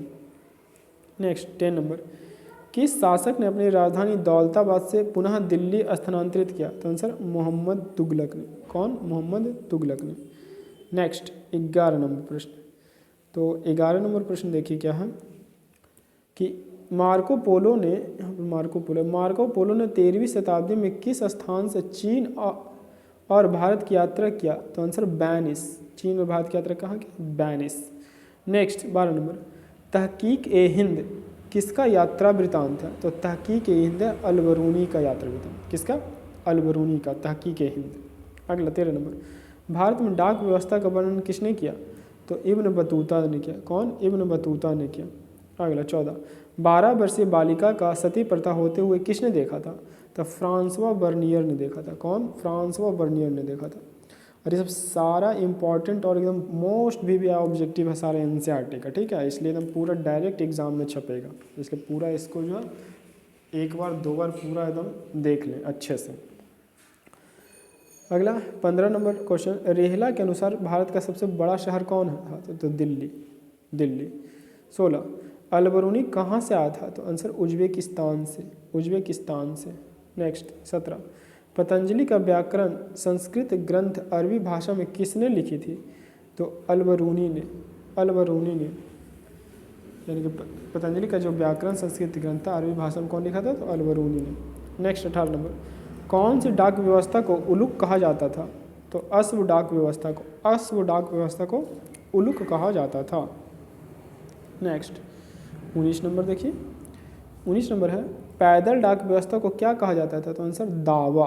पैदल डाक व्यवस्था को दावा और अश्व डाक व्यवस्था को उलुक। 20 नंबर, 10वीं से 17वीं शताब्दी तक भारत में विभिन्न विदेशियों यात्रियों ने किन कारकों से प्रेरित होकर यात्रा किया भारत का? तब व्यापार और साहस की भावना से प्रेरित होकर, व्यापार और साहस की भावना से प्रेरित होकर। अगला 21 नंबर, इब्न बतूता की भारत यात्रा किस शताब्दी में हुई थी? तो आंसर 14वीं शताब्दी में, 14वीं शताब्दी में। नेक्स्ट 22 नंबर, अलबरूनी को किस भाषा का ज्ञान था? तो अलबरूनी सीरियाई भाषा का ज्ञान था, फारसी का ज्ञान था, हिब्रू का ज्ञान था और तथा संस्कृत का ज्ञान था। यानी कि अलबरूनी को इतने 4 भाषाओं का ज्ञान था, 5 भाषाओं का ज्ञान था, ठीक है। अगला 23 नंबर क्वेश्चन है आपका, महमूद गजनबी का राजधानी कहाँ था? तो गजनी में। महमूद गजनबी की राजधानी कहाँ था? गजनी। नेक्स्ट 24, मेगास्थनीज की रचना इंडिका में किस वंश की जानकारी मिलती है? तो मौर्य वंश की, मौर्य वंश की। अगला 25, किस विदेशी यात्री को यात्रियों का राजकुमार कहा जाता है? तो वेनसांग को। किसको? वेनसांग को। नेक्स्ट 26 नंबर प्रश्न। तो 26 नंबर है, भारत का यात्रा वृतांत लिखने में अलबरूनी को क्या समस्याएं आई? तो आंसर धार्मिक विश्वास, संस्कृत भाषा और झूठी कहानियाँ, ये सब जो है यात्रा वृत्तांत में उनको समस्या महसूस हुआ, है ना। नेक्स्ट 27 नंबर क्या है जो देखो, अल-बरूनी कौन सी पुस्तक लिखी थी? तो किताब उल हिंद। अल-बरूनी कौन सा पुस्तक लिखी थी? किताब उल हिंद। नेक्स्ट 28 नंबर, इब्न बतूता किस सुल्तान के शासनकाल में भारत आया था? तो किस सुल्तान के शासनकाल में भारत आया था? तो Mohammad bin Tughlaq, Mohammad bin Tughlaq. Next 29 number, Bernier Bharat कब आया था? तो आंसर 1656 ईस्वी में। बर्नियर भारत कब आया था? 1656 ईस्वी। नेक्स्ट 30 नंबर, मोहम्मद बिन तुगलक ने दिल्ली का काजी किसे नियुक्त किया? तो आंसर इब्न बतूता को। किसे नियुक्त किया? इब्न बतूता को। दिल्ली का काजी किसे नियुक्त किया? इब्न बतूता को। अगला 31 नंबर, मध्य एशिया के रास्ते इब्न बतूता 1333 ईस्वी में किस मार्ग से भारत आया? तो आंसर सिंध मार्ग से। किससे? सिंध मार्ग से। नेक्स्ट 32 नंबर, किताब उल हिंद को कितने अध्यायों में बांटा गया? तो किताब उल हिंद को 80 अध्यायों में बांटा गया। कितने? 80 अध्यायों में बांटा गया। नेक्स्ट 33 नंबर, बर्नियर भारत में कितने वर्ष तक रहा? तो आंसर 12 वर्ष तक रहा। बर्नियर कितने वर्ष तक? 12 वर्ष तक रहा। अगला 34 नंबर प्रश्न देखते हैं कि बर्नियर द्वारा रचित travel in the Mughal Empire किस भाषा में लिखी गई? तो अंग्रेजी भाषा में। बर्नियर पुस्तक लिखा था travel in the Mughal Empire, किसमें? अंग्रेजी भाषा में। अगला 35 नंबर, बर्नियर भारत की यात्रा कितनी बार किया? तो आंसर 6 बार किया। कितनी बार? 6 बार किया। नेक्स्ट 36, कैप्टन हॉकिंस किस मुगल दरबार में आया था? तो आंसर जहांगीर के दरबार में। कैप्टन हॉकिंस कहाँ, किसके दरबार में था? जहांगीर के दरबार में, है ना, जहांगीर के दरबार में। अगला 37, सर्वाधिक यूरोपीय यात्री किस मुगल शासक के समय में भारत आए थे? तो बात जहांगीर के शासनकाल में, है ना, जहांगीर के शासनकाल में भारत आए थे सबसे ज़्यादा यूरोपीय यात्री। 38 नंबर, कौन सा यूरोपीय यात्री पेशे से चिकित्सक था? तो आंसर बर्नियर। कौन? बर्नियर। नेक्स्ट 39 नंबर, आईन अकबरी कितने भागों में विभक्त है? तो आंसर 5 भागों में। कितने भागों में? 5 भागों में विभक्त है। नेक्स्ट 40 नंबर, अल-बरूनी का जन्म कहाँ और कब हुआ था? तो आंसर ख्वारिज्म में जन्म हुआ था 973 ईस्वी में। 973 ईस्वी में। अगला 41 नंबर क्वेश्चन देखिए, शाहजहां के समय उत्तराधिकारी के युद्ध का वर्णन किसने किया? तो बर्नियर ने किया। कौन? बर्नियर ने। अगला 42 नंबर, दासों के विषय में विस्तृत विवरण किस यात्री ने दिया? तो आंसर इब्न बतूता ने दिया। कौन? इब्न बतूता ने दिया। अगला 43 देखिए, किस किले का वर्णन लगभग अधिकांश यात्रियों ने किया? तो आंसर ग्वालियर का किला। कौन? ग्वालियर का किला। अगला 44 नंबर, ह्वेन-सांग कितने समय तक भारत में रहा? तो आंसर 14 वर्ष तक। 14 वर्ष तक भारत में रहा। अगला 45 नंबर, 45 नंबर है, ह्वेन-सांग की मृत्यु कब हुई? तो आंसर 664 ईस्वी में। 664 ईस्वी में। नेक्स्ट 46 नंबर, ह्वेन-सांग किसके दरबार में भारत आया था? तो आंसर हर्षवर्धन के दरबार में। हर्षवर्धन के दरबार में। अगला 47 नंबर, ह्वेन-सांग भारत कब आया था? तो 629 ईस्वी में। 629 ईस्वी में। नेक्स्ट, ह्वेन-सांग की यात्रा वृत्तांत क्या थी? तो आंसर सी-यू-की। नेक्स्ट 49 नंबर, सी-यू-की में कितने देशों का विवरण है? तो 138 देशों का। कितने देशों का? 138 देशों का। अगला 50 नंबर, ह्वेन-सांग अध्ययन करने में कहाँ आया था? यानी कि ह्वेन-सांग अध्ययन करने कहाँ आया था? तो नालंदा विश्वविद्यालय, यानी कि हमारे जिले नालंदा विश्वविद्यालय में आए थे। चूँकि ये पहले ही बताया, ज्ञान की भूमि नालंदा विश्वविद्यालय में आए थे ह्वेन-सांग, है ना। 51 कॉमन नंबर, तो ये कॉमन नंबर में देखिए क्या है, ह्वेन-सांग के अध्ययन के दौरान नालंदा विश्वविद्यालय के कुलपति कौन थे? तो आचार्य शीलभद्र। अगला 52, ह्वेन-सांग कन्नौज के एक धार्मिक सम्मेलन में कितने दिनों तक शामिल रहे? तो 18 दिनों तक। अगला 53 नंबर, ह्वेन-सांग सर्वप्रथम भारत के किस राज्य में आए थे? तो कपीशा, यानी कि जो कि यूपी में पड़ता था, कपीशा में। नेक्स्ट 54 नंबर, ह्वेन-सांग चीन वापस कब लौटा? तो 645 ईस्वी में। 645 ईस्वी में। अगला 55, ह्वेन-सांग के अनुसार किस क्षेत्र का राजा शूद्र था? तो सिंध क्षेत्र का राजा शूद्र था। तो आपका ये जो है क्या था, चैप्टर 5 था यात्रियों के नज़रिए। तो इस यात्रियों के नज़रिए तो इस चैप्टर के सारे ऑब्जेक्टिव जो 55 ऑब्जेक्टिव कंप्लीट हो चुके, इससे बाहर बिल्कुल भी एक भी ऑब्जेक्टिव नहीं होगा, ठीक है। और यहाँ से अब उस चैप्टर के सारे क्वेश्चन आंसर, किताबुल पर एक संक्षिप्त टिप्पणी लिखे, बर्नियर के कार्य, अरबी तथा फारसी वृत्तांत हम किस दृष्टि से देते, तो ये सब क्लास में हम पढ़ाएं। तो अभी तो उतना टाइम नहीं है कि ये सब भी कंप्लीट कराया जाए, तो इसलिए अब हम नेक्स्ट चैप्टर 6 की ओर बढ़ेंगे, ठीक है। तो चैप्टर 6 आप है और चैप्टर 6 के ऑब्जेक्टिव को देखेंगे। तो आपका चैप्टर 6 है, आप देख रहे होंगे यहाँ पर अध्याय 6 भक्ति सूफी परंपराएं, भक्ति सूफी परंपराएं। तो चलिए इसका ऑब्जेक्टिव हम आपका ज़्यादा टाइम वेस्ट ना करते हुए इसको कंप्लीट करते हैं। और पूरा जितना हम बताएं 650 ऑब्जेक्टिव टोटल 15 चैप्टर में, बस आप आँख बंद करके इस पूरे 650 ऑब्जेक्टिव को एकदम रट जाएं, पूरे 2 बार 3 बार 4 बार जितना बार भी हो सके कंप्लीट कर लें, ठीक है। और इससे आपका पूरा हिस्ट्री ऑब्जेक्टिव पूरा कंप्लीट हो जाए, यानी कि 50 मार्क्स 50 नंबर फिक्स, ठीक है। तो इसलिए यह आप जो है इसको ज़रूर करें। और other subject geography, civics, Hindi, English, ये सब के भी ऑब्जेक्टिव बहुत जल्द आपको मिलेगा। आप जो है चैनल सब्सक्राइब करके उसको नोटिफिकेशन ऑन कर दें, जैसे ही आपको हम उस पर अपलोड करेंगे आपके पास नोटिफिकेशन तुरंत चल जाएगा, ठीक है। जब तक आप जो है आप अपना टारगेट बना लें, ये 650 पूरा ऑलरेडी कंप्लीट करना है, ठीक है। चलिए तो चैप्टर 6 शुरू करते हैं। हाँ, तो ये देख रहे हैं अध्याय 6 भक्ति सूफी परंपरा। तो इसका अब ऑब्जेक्टिव देखते हैं, है ना, काफ़ी इंपॉर्टेंट चैप्टर ये भी है।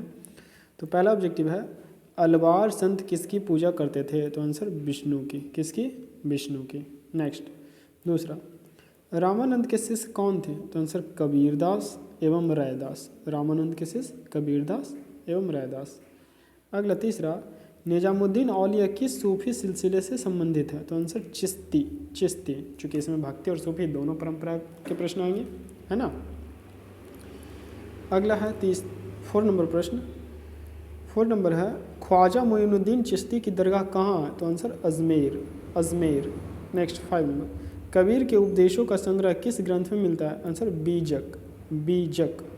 अगला छठा, कबीर किस भाषा का शब्द है, तो आंसर अरबी भाषा, अरबी भाषा।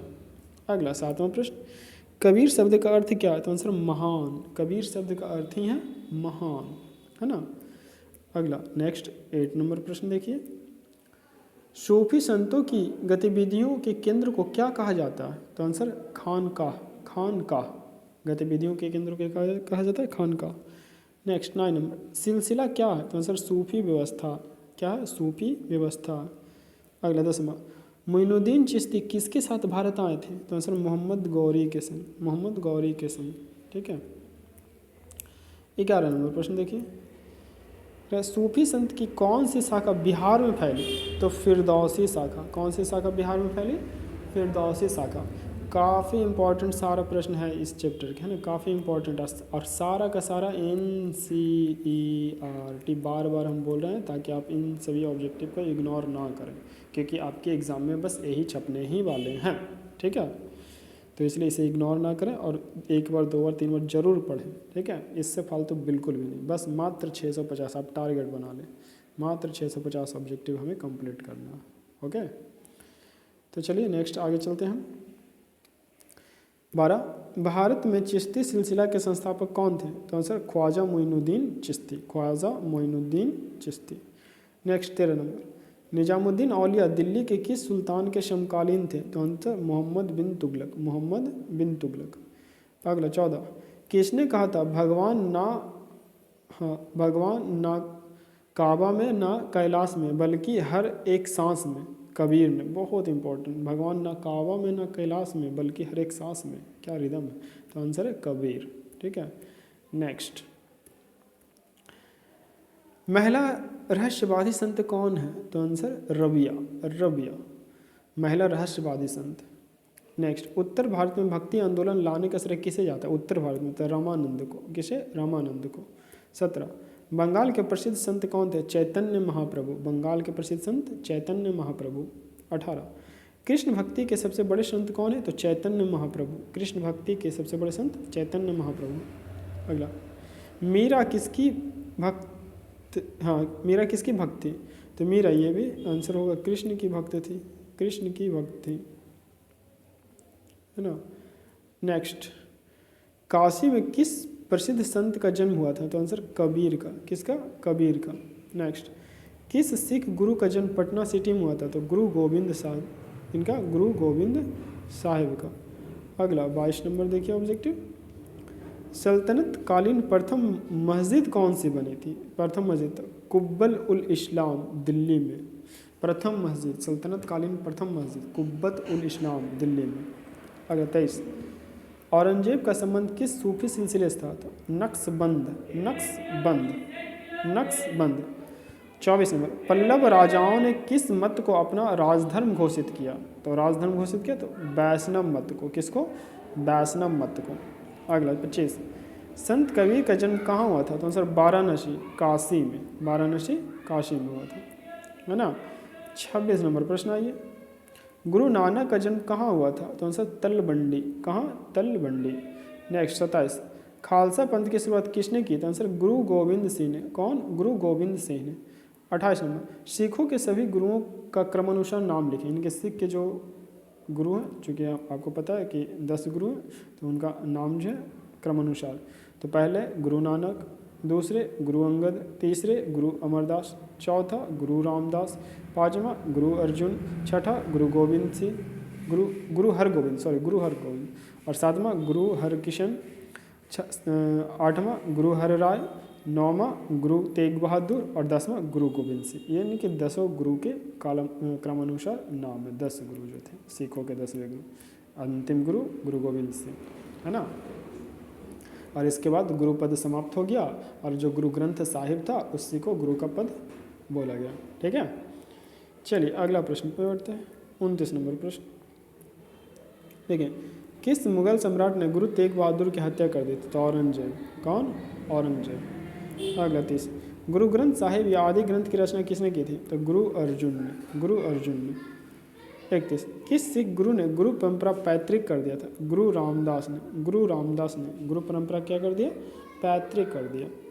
32, किस सिख गुरु ने गुरु परंपरा को ही समाप्त कर दिया? तो गुरु गोविंद सिंह। गुरु गोविंद सिंह गुरु परंपरा को ही समाप्त कर दी। 33, गुरु परंपरा समाप्त कर किसे गुरु की संज्ञा दी गई? तो गुरु ग्रंथ साहिब को। गुरु ग्रंथ साहिब को। गुरु गोविंद सिंह के पुत्र कौन थे? अगला 34वां प्रश्न, गुरु गोविंद सिंह के पुत्र तो फतेह सिंह और जोरावर सिंह। फतेह सिंह और जोरावर सिंह। अगला प्रश्न है कि फतेह सिंह और जोरावर सिंह की किसने जिंदा दीवार में चुनवा दिया था? किसने जिंदा दीवार में? तो मुगल फौजदार वजीर खां। मुगल फौजदार वजीर खां ने। अगला 36, वजीर खां की हत्या किसने की? तो बंदा बहादुर ने। कौन? बंदा बहादुर ने। 37, बंदा बहादुर की हत्या किसने करवाई? तो फर्रुखसियर ने। कौन? फर्रुखसियर ने। 38, सूफी परंपरा में अनल हक का क्या अर्थ है? तो मैं ईश्वर हूँ, मैं ईश्वर हूँ, मैं ईश्वर हूँ। 39, सूफी परंपरा में ईश्वर को क्या कहा गया? तो आंसर जमाल। क्या कहा गया? जमाल। 40, सूफी परंपरा में वार्तालाप को क्या कहा जाता था? तो मलफूजात। मलफूजात। नेक्स्ट 41, गयासुद्दीन तुगलक किस सूफी संत से संबंध खराब रहा? किस सूफी संत से खराब रहा गयासुद्दीन तुगलक का? तो निजामुद्दीन औलिया से। निजामुद्दीन औलिया से। अगला 42, भक्ति आंदोलन को कौन सा संत दक्षिण भारत में उत्तर भारत लाया था? दक्षिण भारत से उत्तर भारत लाया था। तो आंसर रामानंद। कौन? रामानंद। नेक्स्ट 43 नंबर, किस ग्रंथ को तमिल वेद की संज्ञा दी गई? तो आंसर नलचिरादिव्य प्रबंधु। नलचिरादिव्य प्रबंधु। अगले 44, नैनार संत की संख्या कितनी है? तो 63। कितनी? 63। अगला 45, किस अलवार स्त्री संत को दक्षिण की मीरा कहा जाता है? दक्षिण की अंडाल को। किसको? अंडाल को। अगला 46 नंबर, किस सूफी संत के आशीर्वाद से अकबर के पुत्र जहांगीर का जन्म हुआ था? तो आंसर शेख सलीम चिश्ती। शेख सलीम चिश्ती। 47, कबीर की मृत्यु किस स्थान पर हुई थी? तो आंसर मगहर। मगहर। मगहर। 48 नंबर, भगवान सिर्फ मनुष्य के गुणों को जानते हैं, जाति नहीं पूछते, परलोक में कोई जाति नहीं है, यह कथन किसका? तो आंसर गुरु नानक का। किनका? गुरु नानक का कथन है, बहुत इम्पोर्टेंट है। अगला 49 49, अपने मत के प्रचार हेतु आम जनता की भाषा हिंदी का प्रयोग करने वाला पहला भक्ति संत कौन था? तो आंसर रामानंद। कौन? रामानंद। 50वां, शाक्त और कुत्ते दोनों भाई भाई हैं, जब एक भौंकता है तो दूसरा सोता है, तो यह किसका कथन है? आंसर कबीर। कबीर। 51, प्रथम सहस्त्राब्दी के मध्य के आते जाते भारतीय उपमहाद्वीप का परिवेश जिन धार्मिक इमारतों जो जो चिन्हित हो गए वे 3 इमारतें कौन थे? तो स्तूप, विहार और मंदिर, है ना। स्तूप, विहार और मंदिर। 52 नंबर प्रश्न देखिए। तो 52 नंबर में है, तबरम नामक संकलन किस शैव संत का? तो आंसर सुंदर। किसका? सुंदर। 53, सूफी परंपरा में खानकाह किसे कहा गया? तो आंसर सूफी साधकों के शरण स्थल को। सूफी साधकों के शरण स्थल को। अगला 54, सूफीवाद में पीर यानी कि गुरु अपना उत्तराधिकारी नियुक्त करता था, उसे क्या कहते थे? तो आंसर बलि। क्या कहते थे? बलि। अगला 55, जगन्नाथ का शाब्दिक अर्थ क्या है? संपूर्ण विश्व का स्वामी। आंसर क्या है? संपूर्ण विश्व का स्वामी। ठीक है। तो देखिए ये बहुत जल्दी कंप्लीट हम करा दे रहे हैं ताकि आपका टाइम जो है फालतू में वेस्ट ना हो, और इससे बेहतरीन आपके लिए और कुछ हो ही नहीं सकता। ठीक है। तो देखिए 56 नंबर, मानीची कौन थी? तो बौद्ध देवी। बौद्ध देवी। नेक्स्ट 57, धर्म के इतिहासकार भक्ति परंपरा को किन 2 मुख्य भागों में बांटते थे? तो आंसर सगुण और निर्गुण। कौन? सगुण और निर्गुण। 58, मेरे लिए आस्तिक और नास्तिक एक समान है, मुझे किसी संप्रदाय, धर्म या पंथ से क्या लेना देना? यह किसका कथन है? तो आंसर शेख निजामुद्दीन औलिया। शेख निजामुद्दीन औलिया का, है ना। 59, भक्ति आंदोलन का इतिहास कब से शुरू होता है? तो आंसर शंकराचार्य से। शंकराचार्य से। नेक्स्ट 60 नंबर, अलवारों और नैनारों के भक्ति आंदोलन का समय शताब्दी क्या था? तो 9वीं शताब्दी। 9वीं शताब्दी। 61, अंजल का सही परिचय क्या है? तो वह अलवार स्त्री थी। वह अलवार स्त्री थी। नेक्स्ट 62 नंबर, 10वीं शताब्दी तक अलवार संतों की रचनाओं के संकलन की संख्या कितनी थी? तो आंसर 12। कितना? 12। नेक्स्ट 63, भारत में सुहारवर्दी सिलसिले को लोकप्रिय बनाने का श्रेय किसे है? तो बहाउद्दीन जकारिया को। बहाउद्दीन जकारिया को। अगला 64 नंबर देखिए, विशिष्ट द्वैतवाद के प्रवर्तक कौन थे? तो आंसर रामानुज। कौन थे? रामानुज। नेक्स्ट 65, रामानंद का जन्म कहाँ हुआ था? तो आंसर प्रयाग में। कहाँ? प्रयाग में। 66, नैनार किस धर्म से संबंधित था? तो आंसर शैव धर्म से। किससे? शैव धर्म से। अगला 67, बाश बन्ना नए आंदोलन के चालक कौन थे? तो आंसर ब्राह्मण। ब्राह्मण। 68, कन्नड़ भाषा का प्रयोग वर्तमान में कहाँ होता है? तो आंसर कर्नाटक में। कहाँ? कर्नाटक में। 69, शैव संत को किस नाम से भी जाना जाता था? तो आंसर नैनार। नैनार। और इसका जो है लास्ट प्रश्न है ना, इसका लास्ट प्रश्न है, भक्ति आंदोलन का जन्म कहाँ हुआ था? तो दक्षिण भारत में। तो इस प्रकार से आप जो है ये भी टोटल 17 ऑब्जेक्टिव के साथ ये कंप्लीट भक्ति और सूफी परंपराएं चैप्टर आपका कंप्लीट हो गया। ठीक है। तो ऑब्जेक्टिव का और काफ़ी सारा का सारा हम पहले बता चुके हैं, काफ़ी सारा इम्पॉर्टेंट ऑब्जेक्टिव है। टोटल एनसीईआरटी बुक का पूरा एक एक पॉइंट से छाटा हुआ पूरा कंप्लीट बुक है, जो कि हम अपने कोचिंग में ऑफलाइन क्लास में पढ़ाएं वो सारा, है ना। देखिए ये सब सारा उसके भक्ति और सूफी आंदोलन का इसके सारे पॉइंट्स है, क्वेश्चन आंसर है ना। तो अभी कराने का उतना टाइम तो है नहीं। ये सब सारा इस्लाम धर्म क्या है, ज़कात क्या है, सूफी सिलसिला क्या है, कबीरदास, गुरु नानक, सब के बारे में लिखाएं और बताएं। ठीक है। लेकिन अभी ये ऑब्जेक्टिव सीरीज चला रहे हैं, तो ऑब्जेक्टिव सीरीज को ही हम देख रहे हैं। और अगला आपका जो है चैप्टर 7 है, एक साम्राज्य की राजधानी विजयनगर, तो ये शुरू हो रहा है, तो इसको देखेंगे। और इसके पहले जो था क्या था कि भक्ति और सूफी आंदोलन परंपरा के सारे क्वेश्चन आंसर, ऑब्जेक्टिव पॉइंट्स, सारा कुछ था। ठीक है। तो ये सब का अगर टाइम रहेगा तो करा देंगे, नहीं तो फिर अब जो है ऑब्जेक्टिव तो 15 मार्क्स आपके पक्के हैं ही। ठीक है। तो चलिए इसको भी देखते हैं चैप्टर 7 को, है ना। क्या है? एक साम्राज्य की राजधानी विजयनगर। अध्याय 7 हो गया। और ये जो सारा आप देख रहे हैं चैप्टर वाइज ऑब्जेक्टिव देख रहे हैं, ठीक है, चैप्टर हो, तो इससे आपका जो है बस इतना तो क्लियर हो गया कि आप ये 650 याद कर लीजिए, तो आप में खुद कॉन्फिडेंस आ जाए कि हम जब चैप्टर वाइज ऑल 15 चैप्टर पूरा कंप्लीट कर लें तो इससे बाहर कुछ हो ही नहीं सकता, ठीक है। तो इसलिए ये आपके लिए most most most most important है, ठीक है।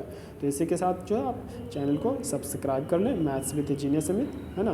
ये जो चैनल आप देख रहे हैं maths with genius Amit, sorry, है ना, मैथ्स विद जीनियस अमित, ये जो चैनल देख रहे हैं मैथ्स विद जीनियस अमित, आप जो है इसे सब्सक्राइब कर लें। और बाकी अदर सब्जेक्ट के भी ऑब्जेक्टिव इसी रूप में आपको बहुत जल्द देखने को मिलेगा। और नोटिफिकेशन ऑन कर लें ताकि जब भी हम उससे अपलोड करें तो आपके पास तुरंत पहुंच जाए। तब तक आप ये 650 ऑब्जेक्टिव जो है पूरा कंप्लीट करते रहें। ओके, चलिए तो चैप्टर 7 का शुरू करते हैं। चलिए तो अगला चैप्टर 7 एक साम्राज्य की राजधानी विजयनगर शुरू करते हैं। तो पहला ऑब्जेक्टिव है विजयनगर साम्राज्य की स्थापना किसने की? तो आंसर हरिहर और बुक्का ने, हरिहर और बुक्का ने, इनके दो भाई था हरिहर और बुक्का ने। नेक्स्ट सेकंड, विजयनगर स्थापना के समय दिल्ली का सुल्तान कौन था? तो आंसर मोहम्मद बिन तुगलक, मोहम्मद बिन तुगलक, है ना। नेक्स्ट अगला प्रश्न है 3 नंबर कि विजयनगर साम्राज्य के महानतम शासक कौन थे? तो आंसर कृष्णदेव राय, कृष्णदेव राय। अगला 4, चौथा, गोपुरम का संबंध किससे है? तो मंदिर के प्रवेश द्वार से, मंदिर के प्रवेश द्वार को ही गोपुरम कहा जाता था। अगला 5वां, हम्पी किस साम्राज्य से संबंधित है? तो आंसर विजयनगर से, किससे? विजयनगर से। अगला 6ठा, चोलों की सबसे छोटी प्रशासनिक इकाई क्या है? तो आंसर उर्र। अगला 7वां, विजयनगर शासक उड़िया के किस शासक के समकालीन थे? तो आंसर गजपति, गजपति। अगला 8वां प्रश्न देखिए, 8वां प्रश्न है विजयनगर के शासकों ने अपने आप को क्या कहा? तो अपने आप को राय कहा, अपने आप को राय कहा। 9 नंबर, विजयनगर पर शासन करने वाला प्रथम राजवंश कौन था? तो संगम वंश, प्रथम राजवंश कौन था? संगम वंश। अगला 10वां, विजयनगर साम्राज्य की अंतिम राजधानी कहाँ थी? तो अंतिम राजधानी चंद्रगिरी थी, अंतिम राजधानी विजयनगर साम्राज्य की चंद्रगिरी थी। 11, संगम वंश का शासनकाल क्या था? तो 1336 से 1485 तक, 1336 से 1485 तक। नेक्स्ट, विजयनगर साम्राज्य किस नदी के किनारे स्थित है? तो विजयनगर साम्राज्य तुंगभद्रा नदी के किनारे स्थित है, तुंगभद्रा नदी के किनारे स्थित है। अगला 13 नंबर, ईरानी राजदूत अब्दुल रज्जाक संगम वंश के किस शासक के समय दरबार में आया था? तो आंसर है 1443 ईस्वी में देवराय द्वितीय के समय, 1443 ईस्वी में देवराय द्वितीय के समय। चूँकि ये पूरा चैप्टर है विजयनगर साम्राज्य पर है तो सारा विजयनगर साम्राज्य का पूरा इंपॉर्टेंट क्वेश्चन आ रहा है ना। तो चैप्टर वाइज आप पढ़ रहे हैं, इससे बेहतरीन आपके लिए कुछ है ही नहीं, ठीक है। तो नेक्स्ट देखिए 14 नंबर, विजयनगर साम्राज्य पर शासन करने वाला दूसरा वंश कौन था? सालुब वंश, सालुब वंश 1485 से 1505 ईस्वी तक, 1485 से 1505 ईस्वी तक। नेक्स्ट 15 देखिए, विजयनगर साम्राज्य का तीसरा राजवंश कौन था? तो तीसरा राजवंश तुलुब राजवंश था, तुलुब राजवंश 1505 से 1570 ईस्वी तक, 1505 से 1570 ईस्वी तक। 16 नंबर, महान शासक कृष्णदेव राय किस वंश के थे? तो वह तुलुब वंश के थे। कृष्णदेव राय किस वंश के थे? तुलुब वंश के थे। और शासन कब तक किए? तो 1509 से 1529 तक, यानी कि 20 वर्ष, 1509 से 1529 तक। अगला काफ़ी इंपॉर्टेंट प्रश्न ये है, कृष्णदेव राय के दरबार में कौन विदेशी यात्री आया था? तो कृष्णदेव राय के दरबार में तो बारबोसा, नुनीज और पॉयस, इसको बोलते हैं पॉयस। तो ये जो है कृष्णदेव राय के दरबार में आने वाले विदेशी यात्री थे, यानी कि विजयनगर साम्राज्य में आने वाले विदेशी यात्री, ठीक है। 18 नंबर देखिए, तो 18 नंबर है विजयनगर साम्राज्य का चौथा राजवंश कौन था? तो चौथा आरबीडू वंश, आरबीडू वंश, जो कि 1570 से 1652 तक रहा, 1570 से 1652 तक रहा। अगला 19 नंबर, विजयनगर साम्राज्य का अंतिम हिंदू राजवंश कौन था? अंतिम हिंदू राजवंश तो आरबीडू वंश, कौन? आरबीडू वंश। अगला 20वां नंबर देखिए, तो 20वां नंबर है विजयनगर साम्राज्य में प्रसिद्ध स्वर्ण मुद्रा क्या थी? बराह, प्रसिद्ध स्वर्ण मुद्रा क्या थी? बराह। नेक्स्ट आमुक्त माल्याद की रचना है? आमुक्त माल्याद किसकी रचना है? तो आंसर कृष्णदेव राय की, कृष्णदेव राय की। अगला 22 नंबर, विजयनगर साम्राज्य की राजधानी कहाँ थी? तो आंसर हम्पी में। विजयनगर साम्राज्य की राजधानी कहाँ थी? हम्पी में। 23 नंबर, विजयनगर और बहमनी साम्राज्य में संघर्ष किस क्षेत्र को लेकर होता था? तो आंसर रायचूर और दोआब को, रायचूर का दोआब को लेकर के, रायचूर के दोआब को लेकर के। 24 नंबर, हम्पी को यूनेस्को ने विश्व विरासत स्थल कब घोषित किया? तो आंसर 1986 ईस्वी में। कब? 1986 ईस्वी में। नेक्स्ट 25 नंबर, बहमनी साम्राज्य की राजधानी कहाँ थी? तो आंसर बीदर। कहाँ? बीदर। 26 देखिए, विजयनगर आने वाला कौन सा विदेशी यात्री घोड़ों का व्यापारी था? तो अफनासी निकेतन और नुनीज, अफनासी निकेतन और नुनीज। 27 नंबर देखिए, प्रसिद्ध विरूपाक्ष मंदिर कहाँ स्थित है? तो आंसर हम्पी में। प्रसिद्ध विरूपाक्ष मंदिर कहाँ है? तो हम्पी में। अगला, हरियर और बुक्का किस वंश के शासक थे? तो संगम वंश, संगम वंश। 29 देखिए, सर्वप्रथम विजयनगर आने वाला विदेशी यात्री कौन था? तो answer Niccolo Conti, Niccolo Conti. 30 number देखिए, विट्ठल मंदिर का निर्माण किस शासक के काल में प्रारंभ हुआ था? आंसर देवराय द्वितीय, देवराय द्वितीय। अगला 31 नंबर देखिए, विजयनगर साम्राज्य की प्रमुख कर क्या थी? तो शिष्ट, जो कि भूमि टैक्स था, शिष्ट जो कि भूमि टैक्स था। अगला प्रश्न, विजयनगर में कृषि उपज कितना भाग कर के रूप में देना पड़ता था? कृषि उपज का तो 1/6 भाग। कितना? 1/6 भाग, 1/6 भाग। अगला 33 नंबर, विजयनगर के तमिल प्रदेश में सिंचाई कर को क्या कहा जाता था? तो सिंचाई कर को दाशाबंदा कहा जाता, दाशाबंदा कहा जाता था। 34, निकोलो कोंटी किस देश से भारत आया था? तो इटली, इससे इटली से। अगला 35 नंबर देखिए, विजयनगर साम्राज्य में ब्राह्मणों की भूमि का कर क्या था? तो 1/20 भाग, इनके बहुत कम, 1/20 भाग। और 36, विजयनगर साम्राज्य में मंदिर की भूमि पर कितना कर था? तो 1/30 भाग, 1/30 भाग, ये और भी कम था। 37, विजयनगर साम्राज्य में पट्टे पर दी गई भूमि क्या कहलाती? तो आंसर कुट्टगी, कुट्टगी। और अगला प्रश्न देखिए 38, वंश चरितावली किसकी रचना? कृष्णदेव राय की, कृष्णदेव राय की, जो कि विजयनगर साम्राज्य का महानतम शासक थे। और 39, जामवंती कल्याण किसकी रचना? तो ये भी कृष्णदेव राय की है, कृष्णदेव राय की। और अगला 40 नंबर लास्ट, विजयनगर साम्राज्य की स्त्रियां कौन सी पोशाक पहनती थी? तो पावड़, पावड़।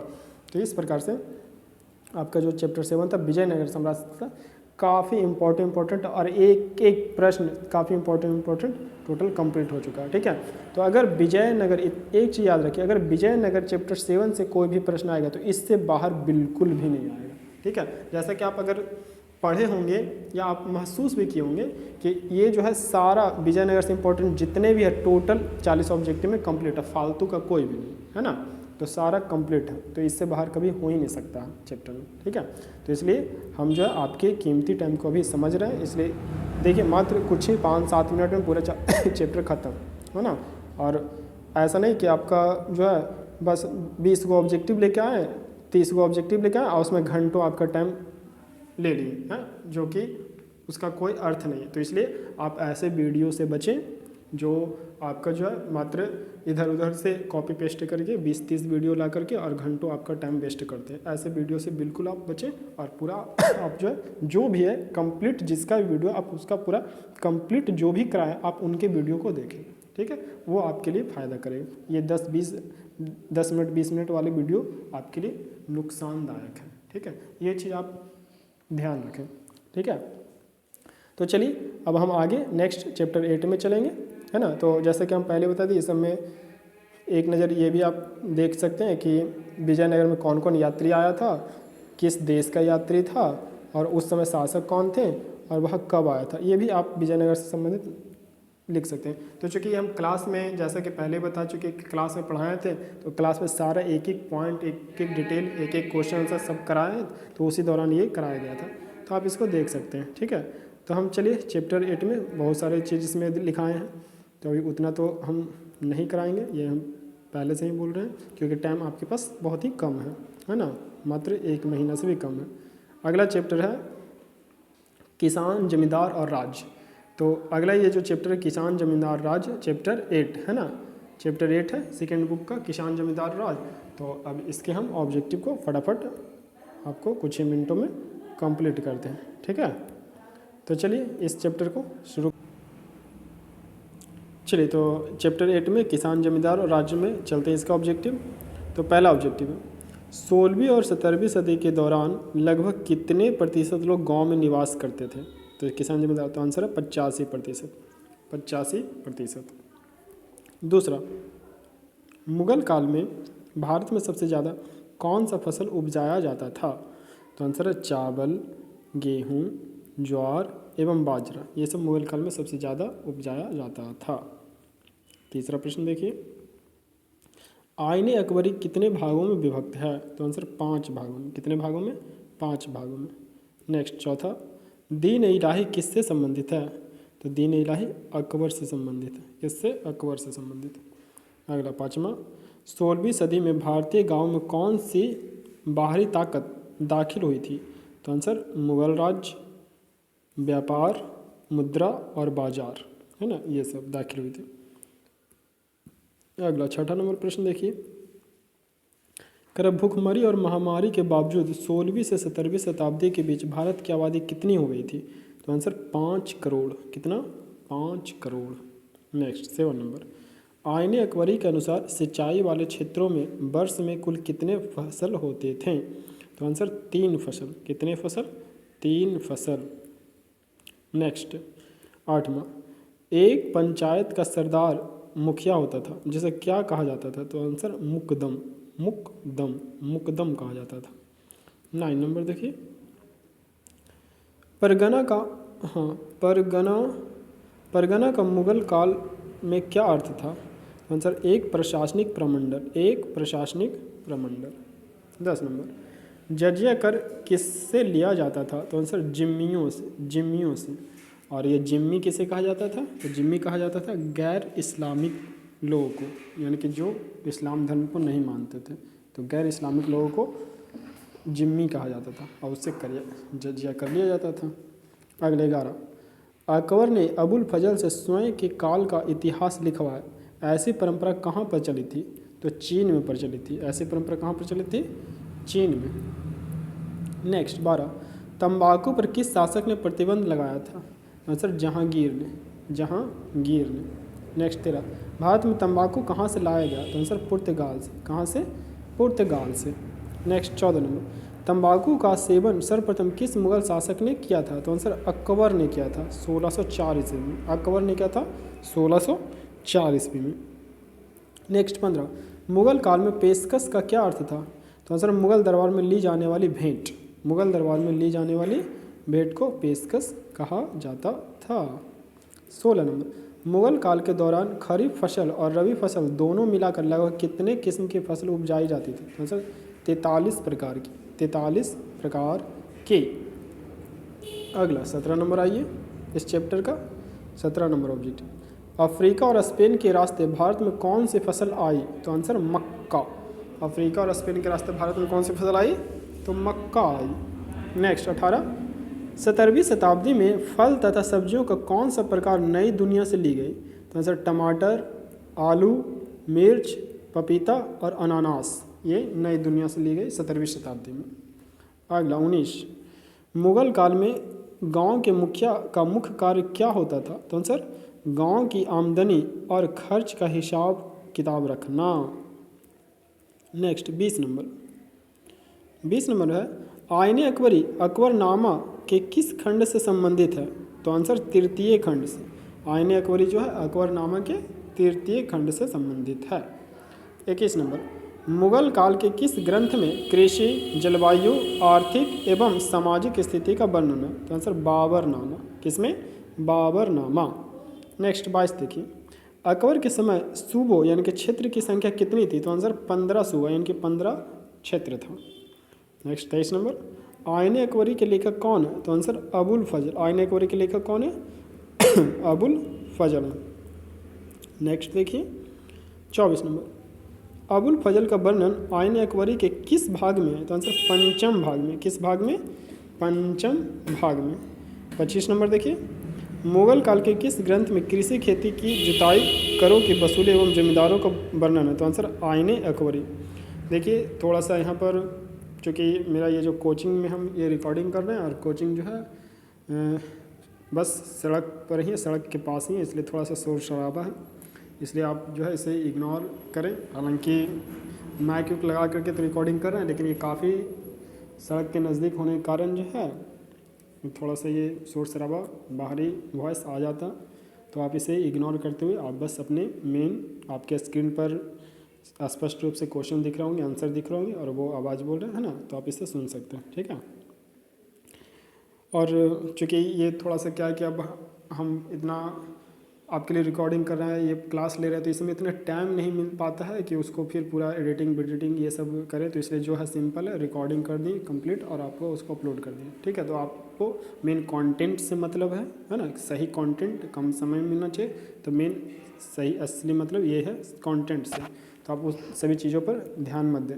झूठ मूठ के अगर दिस दैट और ये वो करने से क्या फ़ायदा, हाँ, आपको जब सही कंटेंट ही ना मिले तो इसलिए आप जो है मेन उस कंटेंट पर ध्यान दें, ओके।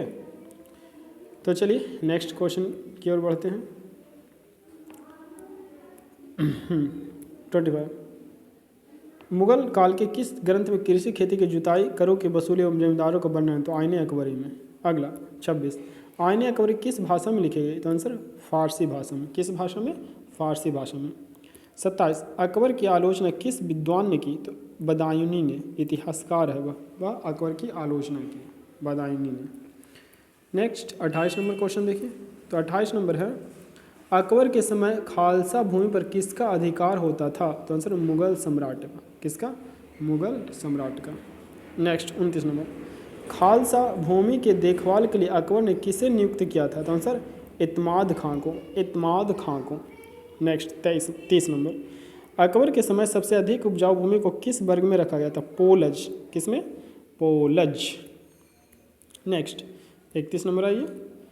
तो पोलज भूमि पर भूमि कर कितनी थी? तो आंसर 1/3, 1/3। नेक्स्ट, पानीपत की पहली लड़ाई कब हुई थी? तो 1526 ईस्वी में, 1526 ईस्वी में। नेक्स्ट, पानीपत के युद्ध में बाबर ने किस रण कौशल का प्रदर्शन किया? तो तुलगमा नीति का, तुलगमा नीति का। 34 बाबर को कलंदर क्यों कहा गया? तो भारत से प्राप्त धन को दोनों हाथों से लुटाया था, तो इसलिए उसको कलंदर कहा गया था, यानी कि भारत जीत के बाद जो धन प्राप्त हुआ उसको दोनों हाथों से लुटाया था। अगला 35 नंबर प्रश्न। तो देखिए, बाबर के समय चंदेरी का दुर्ग किसके अधिकार में था? तो वह मेदिनी राय। किसके अधिकार में? मेदिनी राय। 36 नंबर, भारत में बाबर का साम्राज्य कहाँ तक फैला था? तो आंसर पूर्व में बंगाल से दक्षिण में ग्वालियर तक, ठीक है, दक्षिण में ग्वालियर तक फैला हुआ था।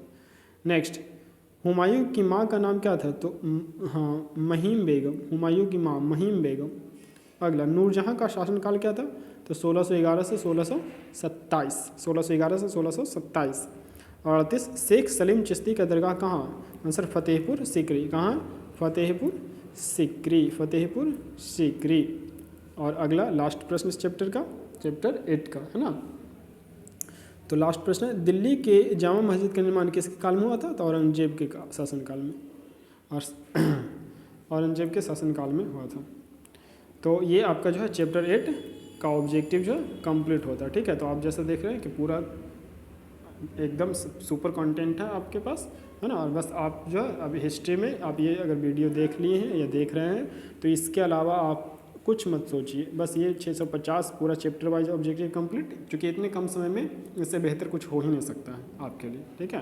तो 650 बस आप कंप्लीट कर लीजिए। इसी प्रकार से हम ज्योग्राफी का भी जल्द लाएंगे, सिविक्स का लाएंगे, हिंदी का लाएंगे, इंग्लिश का लाएंगे, है ना। तो सारा ये आपको मिल जाएगा और सब में आपका 50-50 मार्क्स कन्फर्म फिक्स है, ठीक है। आप देखिएगा कि जैसे एग्जाम जाइएगा तो सारे एग्जाम में क्वेश्चन बस इसी से बस छपने ही वाले, इसी से हैं। अब इतने कॉन्फिडेंस इसलिए बोल रहे हैं क्योंकि सारा NCERT जो है, सारा NCERT का कंटेंट ही एग्ज़ाम में आता है, और ये सारा NCERT का ही एक एक पॉइंट को निकाल करके और पूरे क्लास में जैसे तैयार किया गया उससे यह बनाया गया, ठीक है। तो चलिए चलते हैं अब नेक्स्ट चैप्टर की ओर। जैसे कि चैप्टर ख़त्म हुआ तो इसमें हम देखिए बहुत सारे पॉइंट्स क्लास में पढ़ाए हैं, उसके बहुत सारे पॉइंट्स लिखाए हैं, उसके क्वेश्चन आंसर लिखाए हैं। तो चूँकि अब इसके तो टाइम है नहीं, इसलिए हम अब उसके अगले चैप्टर पर, चैप्टर 9 की ऑब्जेक्टिव की ओर चलते हैं, ठीक है। तो देखिए चैप्टर 9 है शासक और इतिवृत्त। तो अब इसके चैप्टर 9 के ऑब्जेक्टिव को देखते हैं, शासक और इतिवृत्त।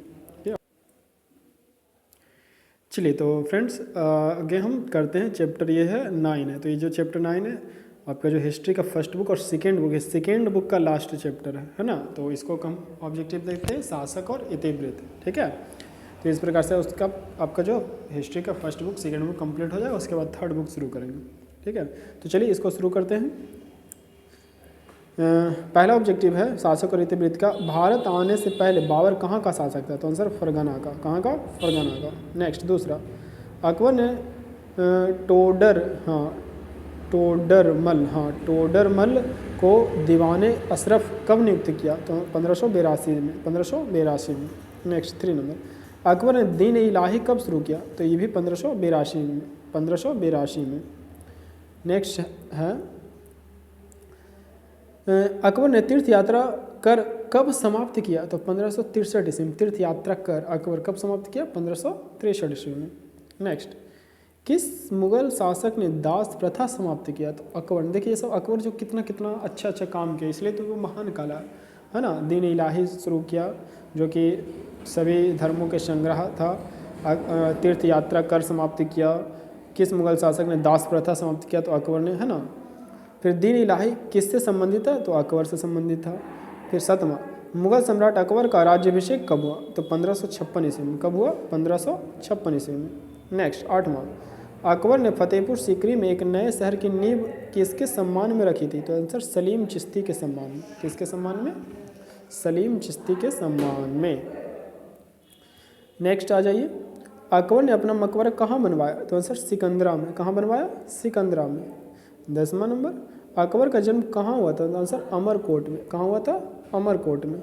11 नंबर, किस मुगल शासक ने सती प्रथा पर प्रतिबंध लगाया? तो अकबर। सती प्रथा पर प्रतिबंध कौन लगाया था? अकबर, ठीक है। नेक्स्ट 12 नंबर, 12 नंबर देखिए, अकबर ने इबादत खाना किस वर्ष स्थापित किया? तो इबादत खाना तो 1573 ईस्वी में स्थापित किया। 1573 ईस्वी में स्थापित किया। नेक्स्ट आ जाइए 13, फतेहपुर सीकरी को राजधानी किसने बनवाया? तो आंसर अकबर ने। फतेहपुर सीकरी को राजधानी किसने बनवाया? अकबर ने। अगला 14, अकबर का संरक्षक कौन था? तो बैरम खां था। अकबर का संरक्षक कौन था? बैरम खां।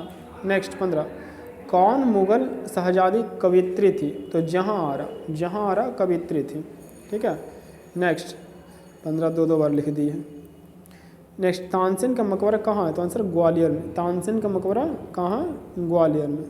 नेक्स्ट आइए 16 नंबर, तो मुगल कालीन चित्रकला किसके काल में शीर्ष पर रहा? तो आंसर जहांगीर के काल में। किसके काल में? जहांगीर के काल में।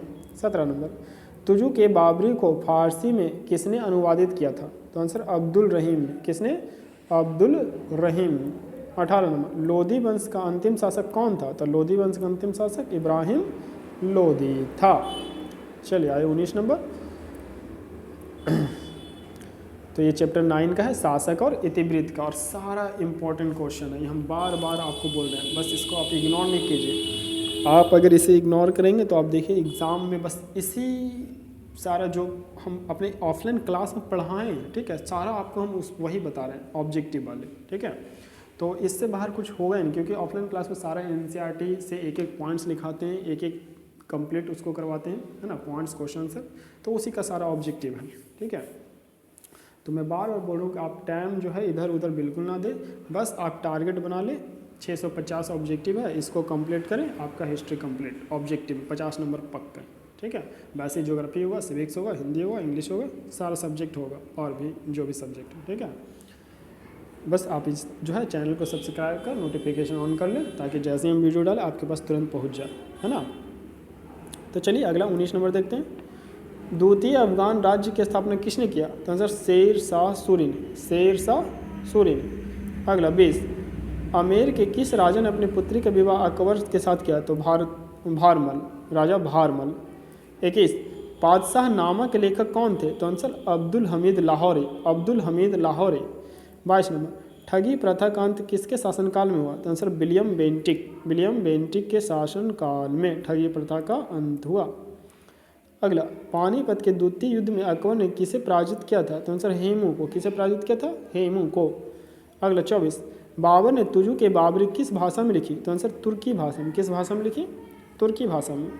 25, शेर शाह ने किस मुगल सम्राट को हराया था? तो आंसर हुमायूं को हराया था। किस मुगल सम्राट को हराया था? हुमायूं को। 26, नवरत्न किसके दरबार में थे? तो आंसर अकबर के दरबार में। नवरत्न किसके दरबार में थे? अकबर के दरबार में। 27, जीतल किसे कहा जाता था? आंसर सिक्के को। जीतल किसे कहा जाता था? सिक्के को जीतल कहा जाता था। 28 नंबर देखिए, जीतल किस धातु का बना होता था? तो आंसर तांबा का बना होता था। जीतल किस धातु का? तांबा का। अगला, अपने जीवन का अंतिम भाग कहाँ बिताया? यानी कि औरंगजेब जो है अपने जीवन का अंतिम भाग कहाँ बिताया? दक्षिण भारत में। कहाँ? दक्षिण भारत में। 23, स्थापत्य कला का सबसे अधिक विकास किसके समय में हुआ? तो शाहजहाँ के शासनकाल। शाहजहाँ के शासनकाल में। 31, तो 31 में देखिए, किस मुगल बादशाह को आलमगीर के नाम से जाना जाता था? तो औरंगजेब। औरंगजेब को आलमगीर के नाम से जाना जाता था। नेक्स्ट देखिए 32 नंबर, मुगल नाम किससे उत्पन्न हुआ? तो आंसर मंगोल से। किससे? मंगोल से। अगला 33, अकबर का दरबारी भाषा क्या था? तो आंसर फारसी। अकबर का दरबारी भाषा फारसी था। 34, सुलह ए कुल का क्या अर्थ है? तो आंसर पूर्ण सार्वभौमिक शांति। सुलह ए कुल पूर्ण सार्वभौमिक शांति था। नेक्स्ट 35, अकबर ने जजिया कर कब समाप्त किया? तो 1564 ईस्वी में। 1564 ईस्वी में जजिया कर समाप्त किया। 36, खुर्रम किस मुगल सम्राट का नाम था? तो शाहजहाँ का। खुर्रम शाहजहाँ का नाम था।